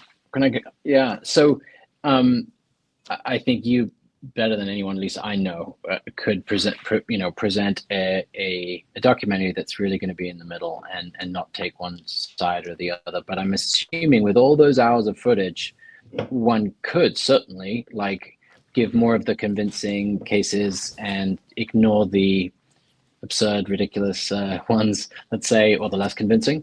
How do you make it kind of fair? Do you say, all right, I'm going to pick 3 convincing ones, simplifying it, and 3 less convincing ones to sort of create this like fair, kind of balanced, unbiased argument? That's a good question. I would say, there's a piece of every story in it for the most part, and it is what it is. I don't try to sauce it up one way or the other, make it more convincing or not. Again, I'm just a mirror, just reflecting back what happened. If something isn't in the documentary, it's not because, oh, this will disprove it or prove it, or it has nothing to do with that. It's just more like my journey through psionics and what I'm trying to learn, and does it flow as a story? So there's 2 things happening, right? We're trying to tell a story narratively and entertainment wise to make people understand, not complicate it too much to confuse you on what's going on or what's happening or who you're talking to or those sort of things. So some of the decisions are made based on, I would say most of the decisions, are just based on narrative, nothing to do with trying to prove or disprove anything, which is why I want to release pretty much all of it, over time, right? Everything's going to come out that I filmed. So you'll be able, I'm not going to hide anything that happened, and I'll talk about anything that happened, even if it didn't make the documentary final cut. I'll talk about any experience, anyone that I worked with. I was very honest about my feelings with people that I interacted with. And I think I might piss some people off, but hopefully people can at least see them being authentic, which is all I care about. I don't care if I piss people off, if they're not happy with, I don't try to, sell it one way, because that's not what I'm trying to do. Basically your point, right? Like, I'm not trying to sell it one way or the other.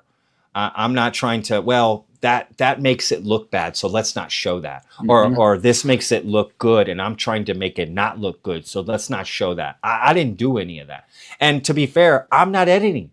I'm not putting it together. So in a way, it's kind of good that I'm out of that process. It's left to someone else who has no skin in the game. They don't care one way or the other. Like the History Channel. It's not the History Channel editing it. Yeah, this is a seasoned producer. Yeah, it's not like that. It's not. There's no agenda before we started, and all Glenn wants to do, who's putting this together, is just make a good film that you would be interested in this topic and psionics of what we're doing. Now, if you walk away from it thinking, oh, they fucking sold it as this and they did that, that's on you. That's there's no intention from us to sell it or not sell it.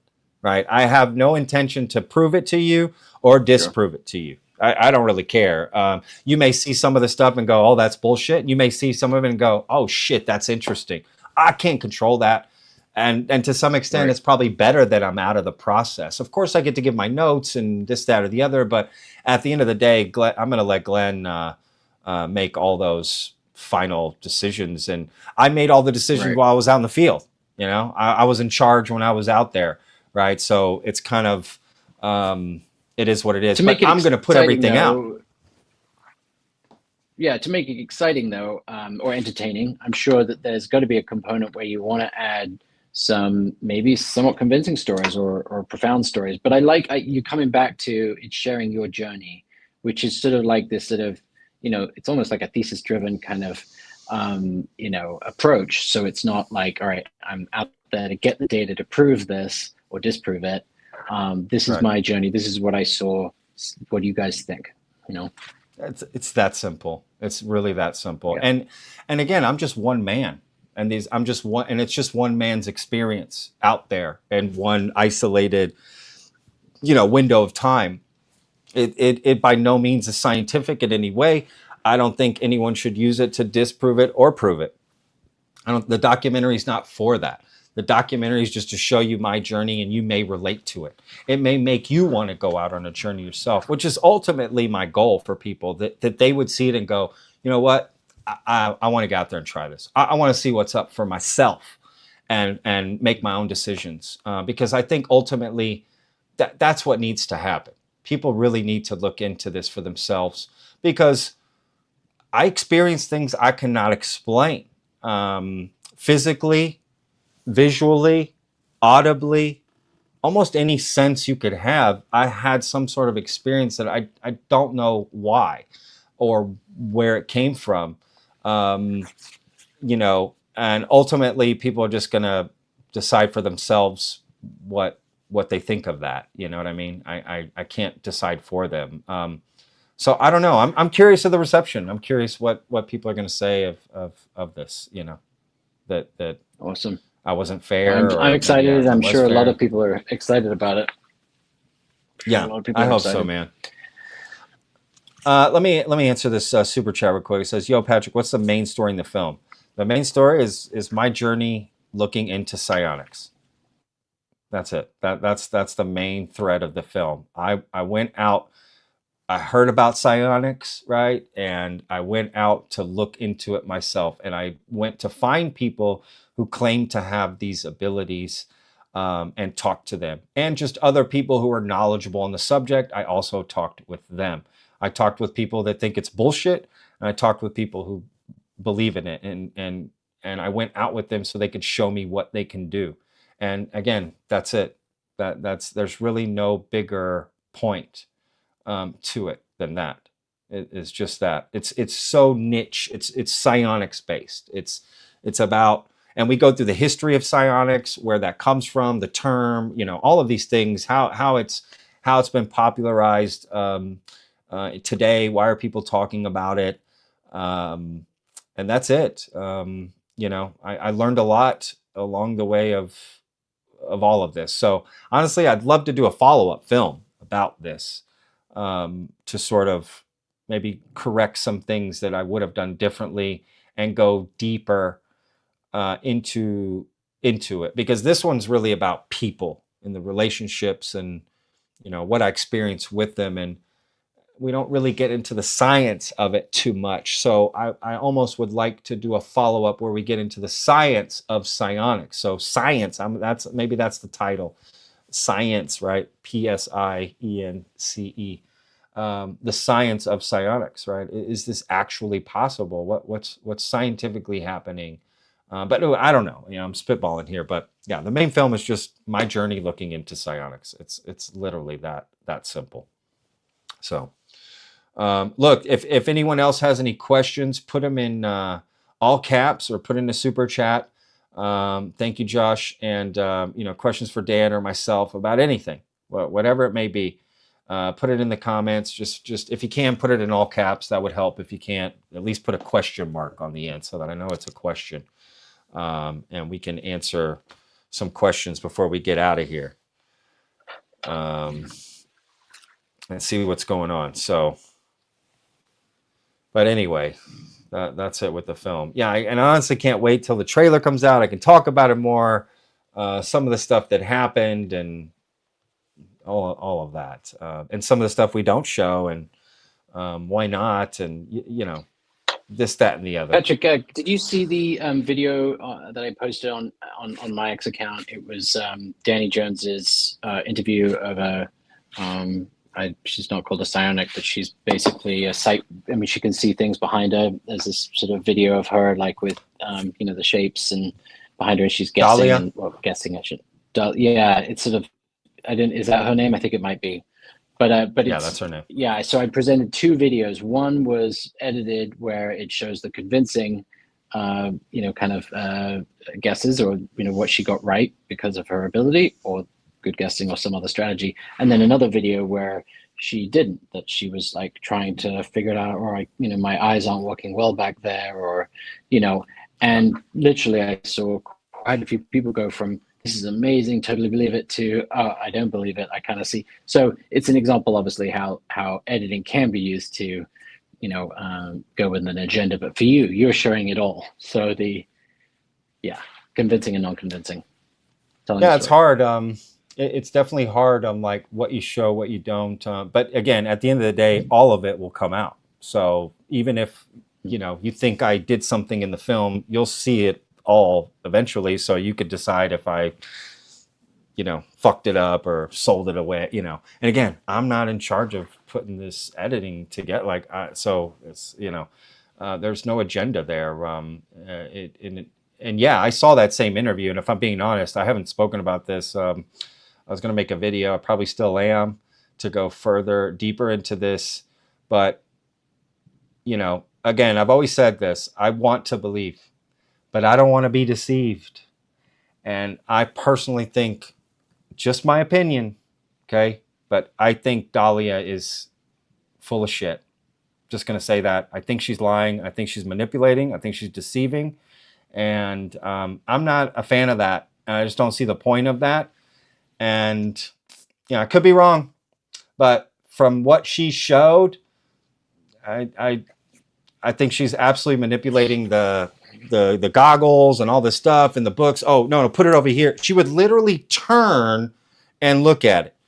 And if you put on some, mask and stuff, you literally need a pinhole by your eye to see so much. When the closer a hole gets to your eye, the more you can see. How do you think door things work? What are those called? The little peepholes, the eye holes, when you look through the door, or your front door, right, to see who's there. Right. That's how it works, right? The closer you get, bam, now you see everything. I think she is manipulating that situation, and something's happening there. The image cards behind her head. The image cards behind her head. She was guessing at 100% rate. Closed square, open square, closed cross, open square. But I think each card that those were hers to that interview. Those were hers, yeah, right? So there's something about the feel of those cards. Yeah, exactly. It's like, come on, man. This is like ridiculous. Again, I don't like being treated like I'm stupid. Don't treat me like I'm stupid. Be honest. Be authentic. I'm not saying these powers aren't real, but I have, in my opinion, my gut goes off, my BS meter, everything about it feels totally fake. Her response, her talking about it, it all feels very manipulative to me. I could be wrong, and if I am, then I'll eat a shoe on live stream. I don't care. But yeah, just not a fan of that. But hey, they say they're trying to prove it in a lab and all this stuff. Okay, great. Let's prove it. Yep. We'll see. We'll see what happens. But it's interesting, and I see why Danny has her on. No problem. I'd love to have her on. I'd love to test her. I guarantee you she would not pass my test. And Danny didn't do a good job of, no offense to him, love the guy, all respect. I don't think him or his producer did a good job of testing her. But when they did, she couldn't get it. When they were doing the test, she couldn't do it. Oh, I'm not seeing right, or put it over here. Like, she missed everything, colors, shapes, this, that. She was wrong so much because it was out of her control now, right? And I don't know, man. All you got to do is a little bit of research on manipulating a blindfold, and you'll find out how she's doing it. And I think she's using a couple other things that she's figured out over time. And to be honest, I'm just speaking from the heart here. I'm not a big fan of people with disabilities sort of manipulating them and making them think that they have powers that they don't. Those people have a hard enough time on their own. And I just don't see the point of doing that. There's someone with disabilities in my family, and the thought of trying to convince them they have superpowers sounds disgusting to me. I'm not saying that it's not possible, but I think some of those, I don't know. I hope people aren't being manipulated or deceived, these people with disabilities. They have a tough enough life as it is, to then just take them down this road. Again, I'm just speaking from the heart. I hope I'm not pissing anybody off here.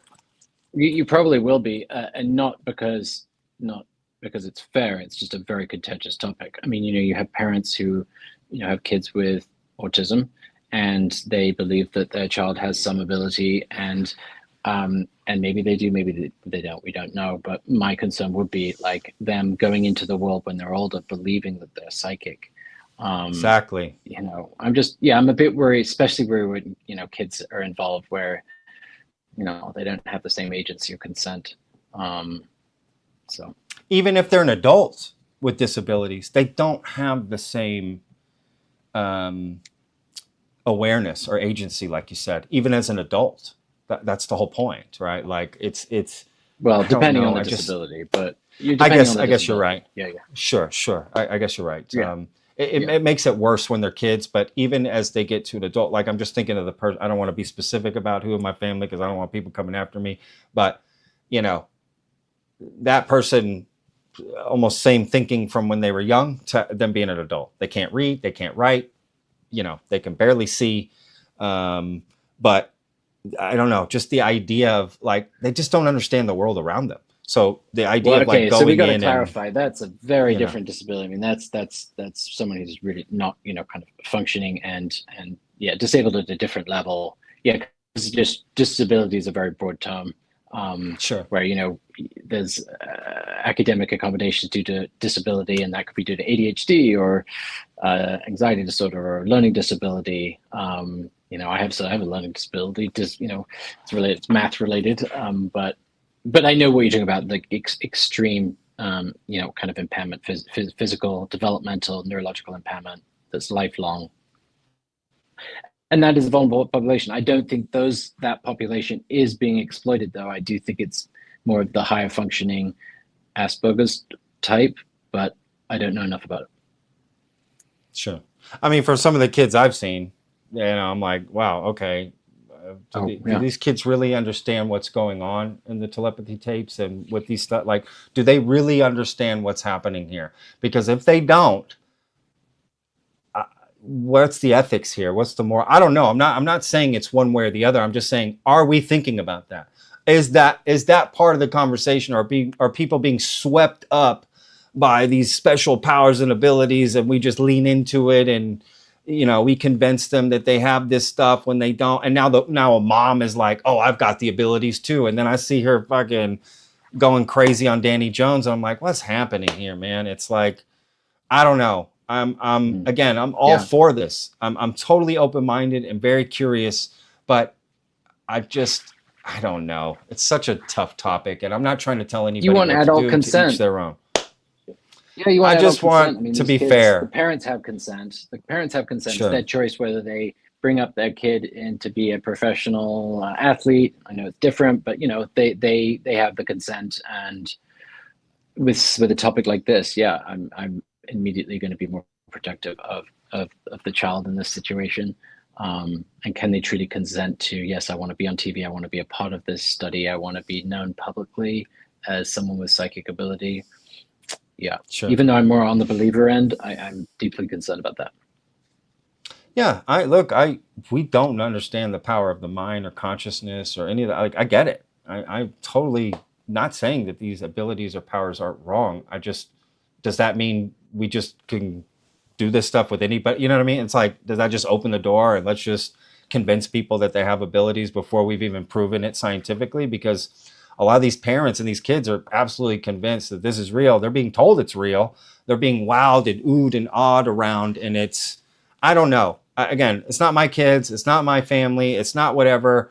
I personally would never allow that in my family. Absolutely not. I just don't see the point. The risk is not worth the reward. What's the reward? What's the point? Like, what's the reward? What are these? What are they using? You know what I mean? What's the reward? One argument might be that and it's a stretch, but one argument might be they can use these powers in a positive way. I think it's really important you're asking these questions. I'm not hearing this too much in the community. Does anyone in the audience have any ideas on it? Are you seeing any comments come up? Let's see here. Well, these are more. This is going to change the subject a little bit here, but that's okay. Just because of questions. Okay, Legend. What are your plans for tonight, guys? Just Halloween, Legend. Halloween stuff, man. Going out, going to have some fun with the fam. Right? Dan as well. All right, this is from Jesse. What was the biggest, most unexplained event that happened to you, Patrick, that had you question what the fuck? I sat on a shaman seat in the Mojave Desert, and I experienced physical things that I'm not sure what it was. Nothing crazy. I didn't levitate. I didn't see anything or hear anything, or it just physical effects that I couldn't understand why just sitting on this rock brought it. Like, I was like, what the fuck? Like, this is so strange. Something I never felt before. And I prayed a lot and never felt anything. So that was unusual. Not going to lie. That was unusual. I saw some lights that I cannot explain to this day moving in the sky in a way that was not a plane to me, or a satellite, or fucking anything. So I don't know. It's tough. It's tough. But great question. You're going to show the psionics in Spain in documentary? Yes. I shot in Spain, and we'll be showing some of that in the documentary. Jackie Lama, what did you think of Area 52's Part 2 interview with Peter Corey? How cool would it be if they could get the hair tested again? Made a video on this. You could check it out. They can't do the test because they don't have the root of the sample of the hair, of the alien hair. So I don't think anything's going to happen with that. And as always, with most stories, we're left on the hook not knowing. But maybe they can, or figure it out one day, or maybe DNA technology gets to the point where you don't need that. I think that's the key. So I hope they keep it so that can come maybe back around later, actually, as the technology improves. What do you think of that story, Dan? You heard of that? No, I actually haven't. I was actually thinking about Beatrice Villarreal, and because she was there, and I'll save it for later because you're going through some great questions. But I did want to share something about the experience with her. Yeah, but I'll come back to that. Go ahead. I like that you're going through some. No, that's it. I'm done with the questions for now, anyway. Oh, okay. Go ahead, please. I'd love to hear. So, boy, she is probably #1 celebrity in the community right now. Like rock star. It was like, I'm Totally. like, all these people, they're crowding around. I'm like expecting to see Neil Young, and it wasn't Neil Young. I was a little disappointed because I really love that guy. But no, it was Beatrice, and certainly earned in many ways. I mean, she is really the sort of, I'd say, one of the top 3 scientific leaders in the kind of movement, if you want to call it that. She's really searching for tangible scientific data. She's got published 3, I think, several articles that were peer reviewed. Having gone through the peer review process myself as a scientist researcher, it is brutal. You have an entire community that basically wants you to not publish because there's a sense of competition, and also a sense of like, we want good science, and our job is to disprove in many ways, and look at all the confounding variables, and a confounding variable is all the things that could interfere with the relationship between 2 things, the independent variable and the dependent variable, so the effect of one thing on something else. But she has seemed to show that these transients are not consequences of sort of print, the photographic process, which has been thrown out there a lot, that there's the only problem I have is the number of them. And I actually asked her the question. She gave me a response, but it was briefly, I didn't get it. But does the number of these transients decrease the anomalous potential, or the potential for them being anomalous? Like, okay, if there were 20 over a couple of year period, maybe, but the fact there were hundreds of thousands of them, all right, well, why were there 100,000s then, and why are we not seeing that shit now? That many up in orbit. That was the one part, and she told me, don't focus on the number, focus on the system or the systems. I can't remember what she said. I didn't get it. But getting 2 minutes with her was like, yeah, I mean, I don't know, it was very hard. But she's friendly, and also she's a scientist at a high level, an astronomer, and I don't maybe understand some of the stuff she's talking about. Sure. But she was referenced in every talk, long lines to talk with her. And she did send me a message a couple of weeks ago about the pressure that comes with. I'm not sharing details because it's a DM, but that Sure. There's just so much pressure of like, shit, well, what if she's wrong? And she's not saying guaranteed these are UFOs, but with increasing confidence, they're likely anomalous. And if you look at the statistical results from those studies, and some of it I couldn't understand, so I actually asked ChatGPT to just like put it in ninth grade language so I could try and understand it. It's very strong scientific data that these transient lights were actually there. They pre-Sputnik. Yes, there were a few things that went into orbit before Sputnik because they had lots of trials that we never heard about, but there were actually like 3 things that went into orbit before Sputnik. So yeah, it was just I think there's something there, and the community is very excited because it's so scientific and empirically based, and that's what the community really wants and yearns for. You can talk about consciousness and spirituality and making out with a Nordic all you want, but until you get some really cool science data, it's all stories. Yeah. Yeah. I'm fascinated, and that's cool. You got to talk to her. I'm fascinated with that whole story. I think it's the most exciting thing happening in UAP right now is her study and looking into that. Yeah. And I absolutely think it's worthy of investigating and looking into. A lot of other scientists have been excited by it, which is kind of cool. I think there's something there. And I think at the end of the day, that's the best way in to help this topic and help prove some of this stuff. What she's doing and her work should be supported, and what she's trying to do. I just see nothing wrong with it. I absolutely support it, and I'm really looking forward to it. And actually, I guess I can make an announcement here that I haven't spoke about yet. I brought it up in my Discord, but after that documentary that Jesse Michaels made with Beatrice, right, that came out, I reached out to Jesse Michaels, and because in the documentary they mentioned a Spanish scientist that Dr. Beatrice was working with. And she's been in Barcelona and she's worked with people out there. So I asked Jesse, hey, who's that Spanish scientist? Because I'm in Spain and I would love to go interview them. So going to try to make that happen. Jesse is going to try to put me in contact with that person. I'm going to see if I can go out and get an interview with that Spanish scientist and do sort of a follow-up to Jesse's documentary about some of this work, because I for one, am very excited by what Dr. Beatrice is doing. I'm not saying it's definitive one way or the other, and I don't think she is either. But I think I mean, what the hell more do we want? Like, that's the kind of study and we should be looking into, right? Like, I just, like, what do people want? Like, hello, this is where we should be going with this. So yeah, I'm for one super excited about it. I'll keep everyone updated if I'm able to get that interview.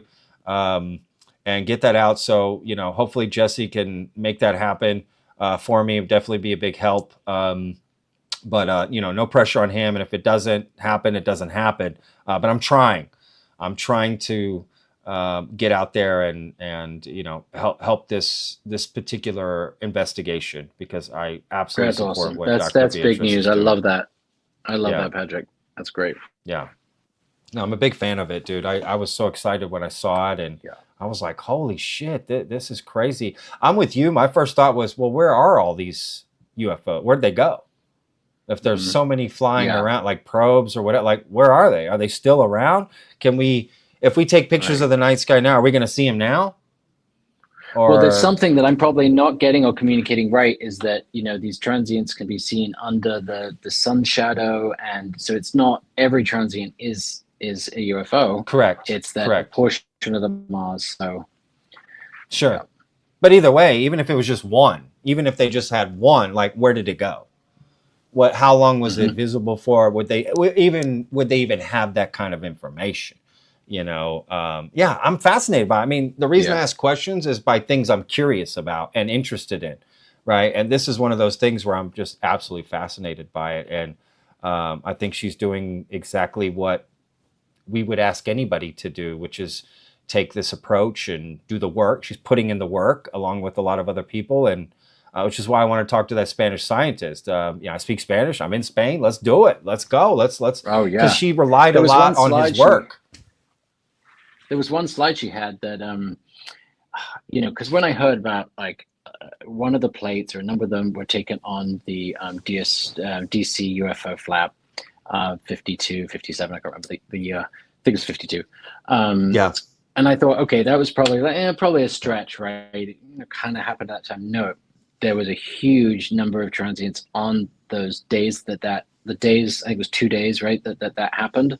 And then we saw an image like close up of what the transient looked like, and it looked really anomalous looking. It wasn't just like a light; it was some structure to it.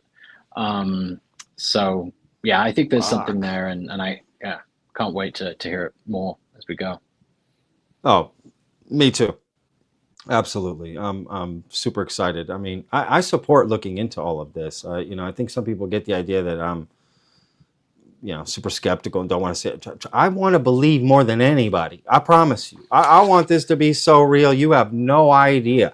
I dream of a world where spaceships are flying around and I'm interacting with aliens and going to Zeta Reticuli for the spring break, and I want it to be real so bad. I can't fake it.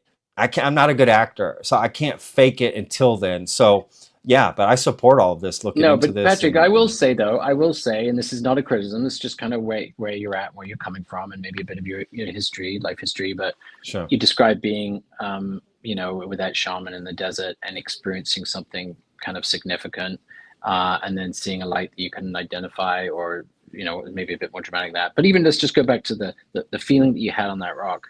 That can be a conversion experience for some people into Christianity or some other faith. You might be a little more skeptical to interpreting that, or maybe even allowing it to go where it needs to go spiritually, emotionally, physically, less so than others, right?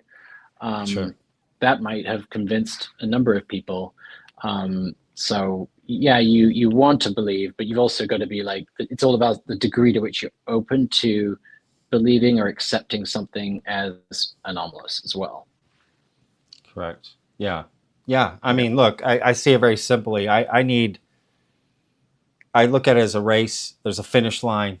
There's an obvious cross to winning, and I can't celebrate until I get there. For me, and that's why I always say it's a personal journey, because everyone's on that scale. Every single person is just like what you said. Every person that sat on that rock or whatever, they're all going to think of it differently. Literally, all billions of people on this planet would have a different interpretation. They might be similar. They may come to the same conclusion, but we all have our own filter that it goes through. I can't control anyone else's. I can't even control mine. It's just by default. It's just how I'm wired, and me personally, I just don't. I don't know. I try not to attribute what it is. I can just tell you what I felt. Like, I can tell you the origin of it, if that makes sense. I don't know how I would do that personally, but other people might be like, nope, that's just like you said, that's this thing. And that's why I just think it's such a personal journey for people, and to just ignore the noise of what other people tell you of if it's this or that, or, hey, sit on the shaman seat, and if you feel something, it's non-human, right?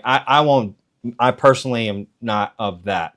Just let me sit. I'll feel it. What is it? I don't know. So what does the finish line look? What's the finish line look for you then? I don't know. Don't have that answer. Just because people always say, Patrick, what piece of evidence would you need to see to be convinced, or proof, right? And I always say, I don't know till I see it. To be honest, I don't know. Like, I could say a video of a 4K crystal clear video of a craft. Well, what about AI? I don't know if I could trust videos now. What about photos? I don't know if I can trust photos, right? What about craft, this, that? I don't know. I think until it happens, I wouldn't know. It's like asking somebody, who's the love of, single person in their 20s, who's the love of your life? I don't know till I meet them, right? I wouldn't know. I won't know. Yeah. And what if the government came out and showed a video and they said, this is, NHI, this is NHI craft. We have been covering it up. Would that be sufficient proof, or would you have to go to Washington, D.C. and actually see the craft? Again, I don't know. What does that press conference look like? Who's saying it? What's the behind it? Like, what other stuff? Like, again, there's just, right? It's so hard for me to, I just don't know. Maybe it would, maybe it wouldn't. What if it's, I don't know. Do you believe all the press conferences when the government comes out and says shit? Like, I don't know.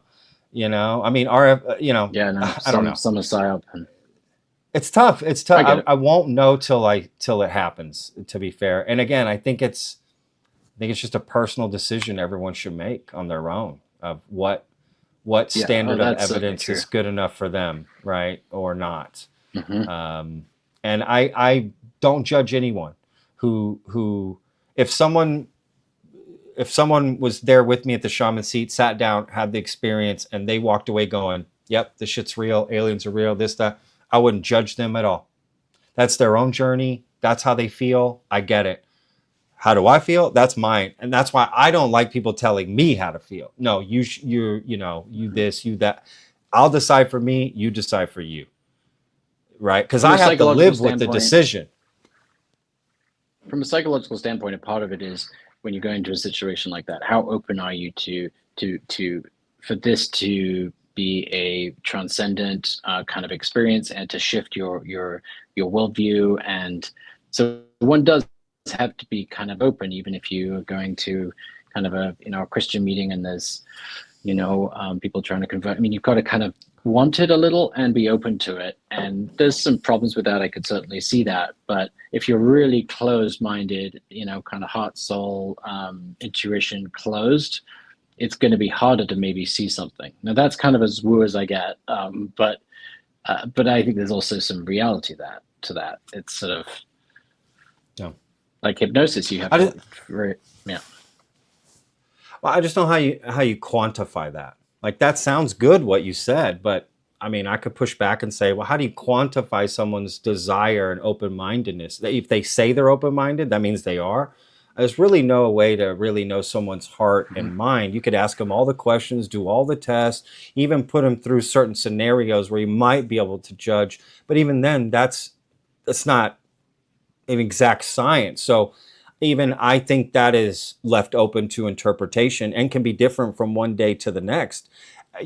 I've heard too many stories of people going in. Let's just take religion, for example. People going into church going, this is bullshit, and then walking out going, this is real. They clearly walked in not open-minded and absolutely against it and were convinced. I've seen people go in open-minded, wanting to believe, like myself, for instance, would be a good example. I was open. I wanted to feel shit. Oh my God, I'm looking around. People are feeling stuff. Damn, what's happening to you? Why am I not feeling that? I see you, oh, Jesus, okay, great. Why am I not feeling it, right? I'm open-minded. I didn't feel it. So I don't know if that has anything to do with it, but maybe it does. I don't have the answers. I just don't know if we can ever figure that out. I mean, people would tell me with psionics. You're right, you can't. People would tell me with psionics, like, hey, you got to be open-minded when we go out here. You can't have a skeptical mind. You can't be any of the, otherwise it's not going to happen. Guess what? I think that's bullshit. I plenty of times where Gino, who was with me from the Y Files, we were out, we weren't doing anything and we saw shit. So what the fuck does that mean? And we were skeptical, we were calling bullshit and still see stuff. So I just don't think it really matters. I think it's almost like just don't bring that energy around me. And how would NHI know that? Like, how, again, like, you know what I mean? What are they feeling from you that you're, quote, open-minded or skeptical? I mean, these are words that have a meaning, but even that meaning is gelatinous and has no, finite border, right? It just okay. seems. So let's say, Patrick, I you're don't know. coming to me as I'm your therapist. You're coming to me, and I get everything you've just said. Just going to challenge for the sake of it, but yeah, you come please. to me as a I love this. clinician, and you are closed off. You don't really want to believe that therapy could help. You're really skeptical about this, counseling shit, right? It's not going to help. Like, it helps more if you're more open-minded and like, okay, I believe you can help me. I want to understand myself and my problems, maybe even my place in this universe. I want to find meaning through this experience with this professional. But if you go in, this is freaking, bullshit, and he's just taking my money, and I'm going to go in there, clench my fists and not share anything, it is going to have effect on the degree to which you're going to develop insight and movement, growth, change, potentially transformation. That's fair. That's fair. I think what you're saying is, like, you can't catch the ball if you don't run the route. Yeah, is that there you go. A fair? I could have just said that, assessment? right? Yeah. I could have just said that. Yeah, totally. Yeah. That's fair. And it's actually, you think, well, it's totally different than what we're talking about. It is and it isn't. Like it both require faith that wait through talking about emotions and imagining a different life, and that my thoughts affect my behavior and my attitude and my relationships with other people. Like it's kind of having faith that actually is something real and rational and to that, which we now know it is, but 40 years ago it was as woo as the stuff that we're talking now, or as wildly theoretical, I guess. But so I think it does require an open mind. But I know when you hear that, you're like, it's sort of like, okay, you've got to go in with open mind. It's sort of like they're fearful that you're going to see that it's a hoax. That's kind of the stigma and what we see in society. Close your eyes and really believe, so you don't see what I'm doing. Hiding things and staging things. So I guess it's just not as black and white. I think it's like, we get information, and does it move the needle in regards to the probability of believing something? Whereas my needle, I'm like at an 87% roughly, 85 to 90% of believing that the phenomenon exists. Now, is that phenomenon plasma? Is it, future humans? Is it, ET? I don't know, but something's there, because I've seen sufficient evidence for me to say I'm virtually certain, but I can't say certain, but virtually certain. That's fair. But wouldn't you also? But you got to be agree that- radically open-minded. You got to be radically open-minded to be able to move that needle. That's my point. Wouldn't you agree, though, that there's people that I've heard it myself from people who think therapy's bullshit. They go into it thinking it's bullshit, and then walk out later going, you know what? I'm so glad I went. It did actually change me and help me. And then there's people who go in open-minded thinking it works, and it doesn't help them at all. And maybe they lean too far into it, right? And they lean on it, and now they become a therapy expert, right? And now they're, you know what I mean? And everything is evolved around that. So that's why I just don't think it's black and white. I just think there's a gray area, and I just don't know how we quantify a lot of those things in a way. But I totally get what you're saying. Like I said, you can't catch the ball if you don't run the route. I totally get it. But at the same time, it's not just black and white for me. I don't know if you're skeptical and you go out to do psionics, it's not going to work. Yeah, and I don't know that. I could prove to you that hypnosis is a real phenomenon, that the trance state is real, that there's the ability to use suggestions to really improve someone's life, to even control behavior. I do it therapeutically, not for entertainment purposes. But if you go in, anyone can go in there and not be hypnotized. Can do rapid induction hypnosis where I can put someone on it pretty quick, but I'm asking for a volunteer, so they kind of want to, and they're open to it. But if you go in there with your eyes like this, I'm not going to be hypnotized. You're not going to experience the experience, and then therefore you could say it is not true. But it is a scientifically proven state of deeply meditative state. Yeah, and that sounds very personal, right? That's like a personal thing rather than, right? Just because if someone went in, I'm not going to be hypnotized, that doesn't mean hypnotism isn't real. These people were hypnotized. You're just saying, you're not going to hypnotise me.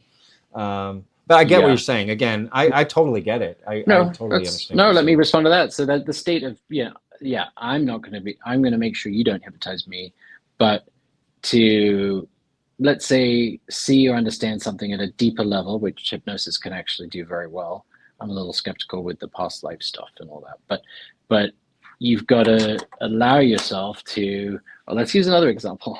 Like you meet a girl or a significant other, and there's almost like this spiritual emotional process where you've got to become vulnerable. You've got to open up. You've got to face your fears and kind of go into this non-rational.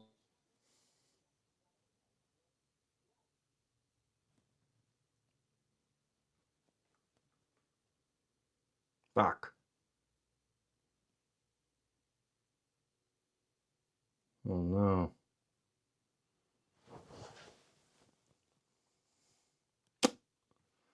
I think this is me.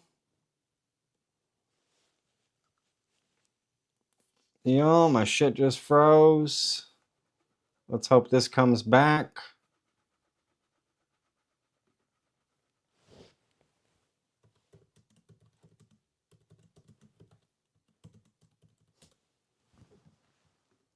Boom, boom, boom. Yeah, I think he froze. Okay. Oh, okay. I thought that was me. I don't know what's going on. Okay, I'm on. All right. Hopefully Dan comes back. He was right in the middle of saying something so awesome. That's why I love talking to Dr. Dan. Here we go. Let's get you back in here.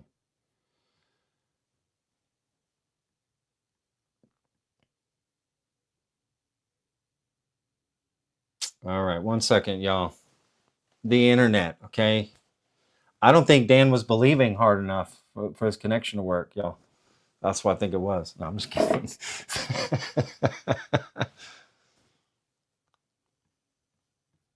He's in the States, y'all. I'm in Spain. That could have something to do with it, but I'm not smart enough to know that. We're not going to be going much longer anyway, so we'll keep it short here. But hopefully we get him back in here. Was getting good too. I know, Roger. That's what I'm saying. It was getting good. Yeah, I love these kind of conversations. I really do.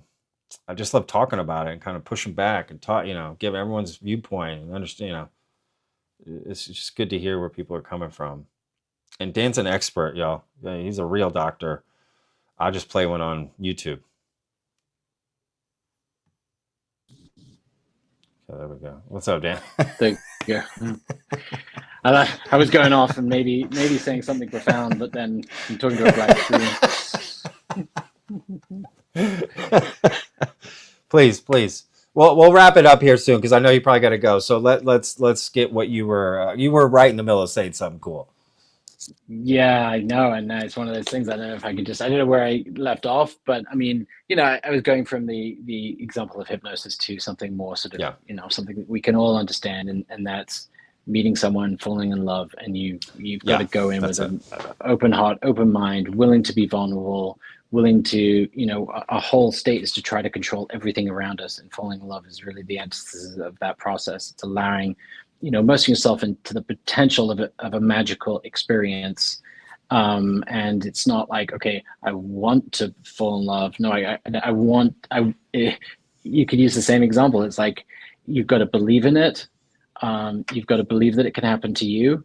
And, it's sort of an unknown spiritual force that happens that connects people and at such a deep level. But if you go in there not wanting that, being skeptical, it may never happen. So that's fair. That's totally fair, man. But it's a balance. I believe in the state of mind. Out there trying to, the state of mind, right?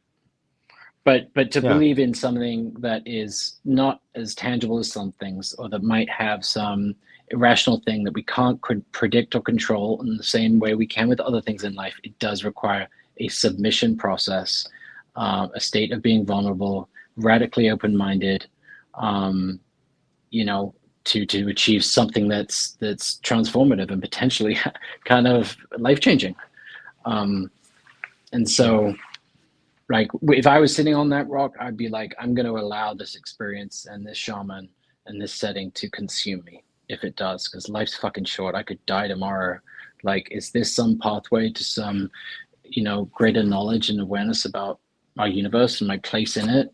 I'm going to take that chance. Like, okay, is he going to control me and I'm going to be locked in a cage psychologically and I'm joining a cult? Yeah, all that shit could happen.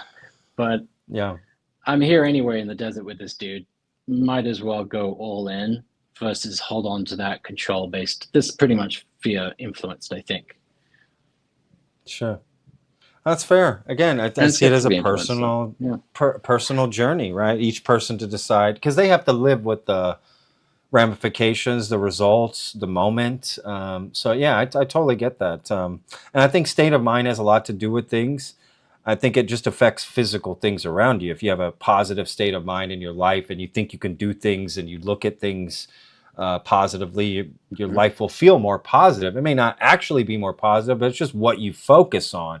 right? As opposed to someone who's, you know, you got a friend that's always bringing you the problem. Every time you call them, they just tell you all the shit that's wrong in their life all the time and how everything's working against them. And if they, you wouldn't have to literally change anything in their life. It's just how they looked at it. If they looked at their life differently, they might see it more positively. Now, of course, there's actual constraints on people's lives that are real, that can affect their state of mind, whether it be financial struggles or strains, or, you know, mental health struggles or strains or things like that, you know, job or whatever. So, yeah, I think it's sort of a mix there. But I do believe in the power of the mind and what it can manifest to some extent around you.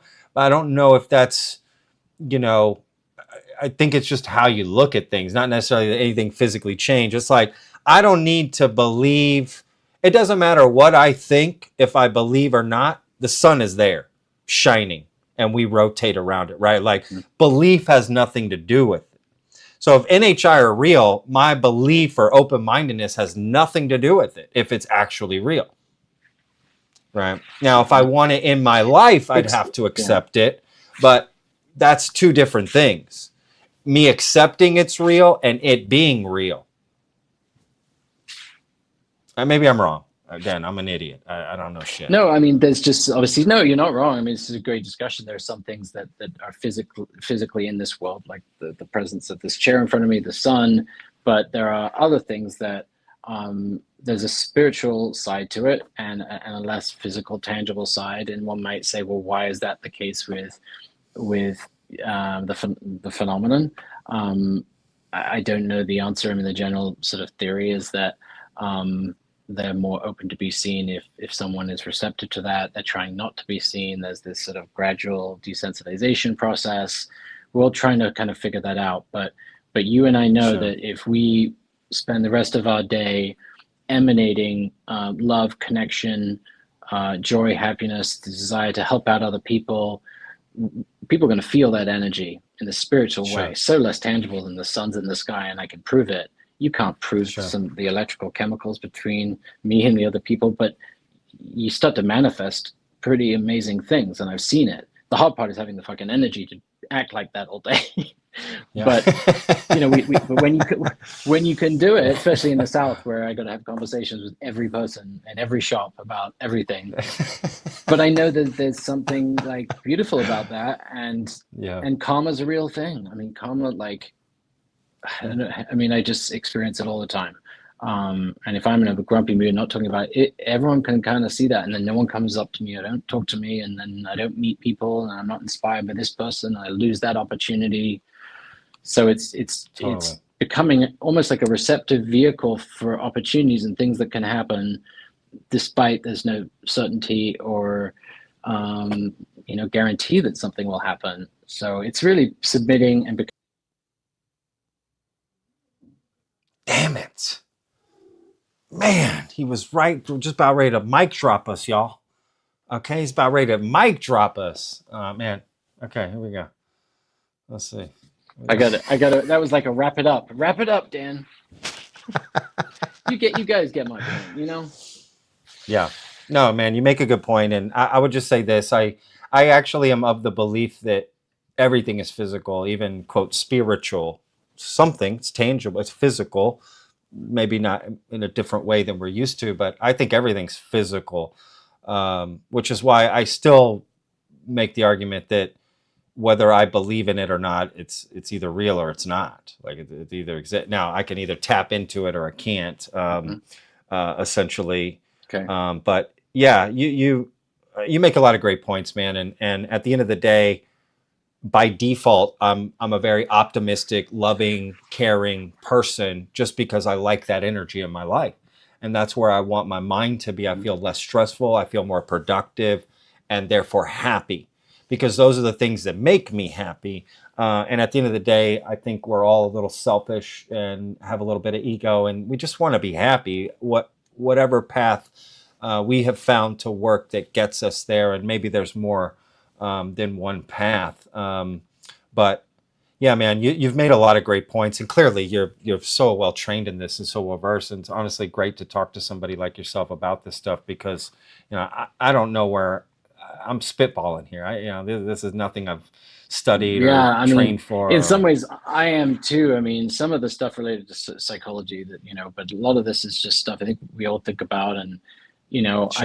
I'm pleased you told me about that experience on the rock, because, it is, going in there and actually becoming vulnerable emotionally. And it doesn't mean I'm choosing to believe, but I'm choosing to just like take out everything in my mind, all the fear, the doubt, the bias, the skepticism. And so it's not a cognitive process, it's an emotional place you're creating to allow something magical potentially to happen. And you got a taste of that, but could it have been a lot more? Maybe. But that's what you Maybe. were ready for. And I think to sum it up, what you've been saying is that where is the truth? It's what's real. If it's real for you, or the truth is significant enough or sufficient enough for you, then that's okay. It's our individual journey. Yep, absolutely. I support anyone and however they feel about it. If they think it's bullshit and don't want to deal with it, no problem. You think it's real and you want to invest time in it, I support you. Right, like all the way, 100%. It's an individual journey, and we all go through different parts of the journey. So one day you may feel one way, and another day you may feel another way, right? So you might be in everyone's shoes at some point in your life, right? And how you think about it. So yeah. So, but anyway, man, I really thank you for taking the time today, Dan. I know you got a lot on your plate and a lot going on. I appreciate coming on and talking to us about the Soul conference and everything. That was really great. This was just a great discussion, regardless if we were live streaming or not. I didn't care. I was just in it with you talking about this stuff. I almost forgot we were live streaming. So anyway, all right. Okay, you came back. Okay. So okay. Is there a way can you stop recording just so I can chat with you for 2 minutes? Yeah, we're still live streaming. Oh yeah. Oh, we're still live streaming. Yeah. I see a recording error. It says open the recording tab so you learn more, but I don't know if we're recording, but we're live. Yeah. I don't really care about the recording because it's live, right? People I don't even need it. Well, cool. Well, I'm sorry for the it. folks out there that where we froze a lot, but hopefully it was enticing enough that you held on there in the darkness. I did for the light on the other side. I held it down for everybody. Yeah. No. Well, I'm gonna knock it out here. So happy Halloween to everyone. Thank you guys for hanging out with us today, and I want to thank just everyone for tuning in. I know everyone's got a lot going on. And just want to thank Dr. Dan for coming on and taking the time. So, look, guys, we'll see you guys on the next video. I don't know if I'm going to do another live stream soon, but, got a video coming out tomorrow. Should be pretty good. So keep your eyes out. And as always, thanks for hanging out, y'all. Every day's a gift.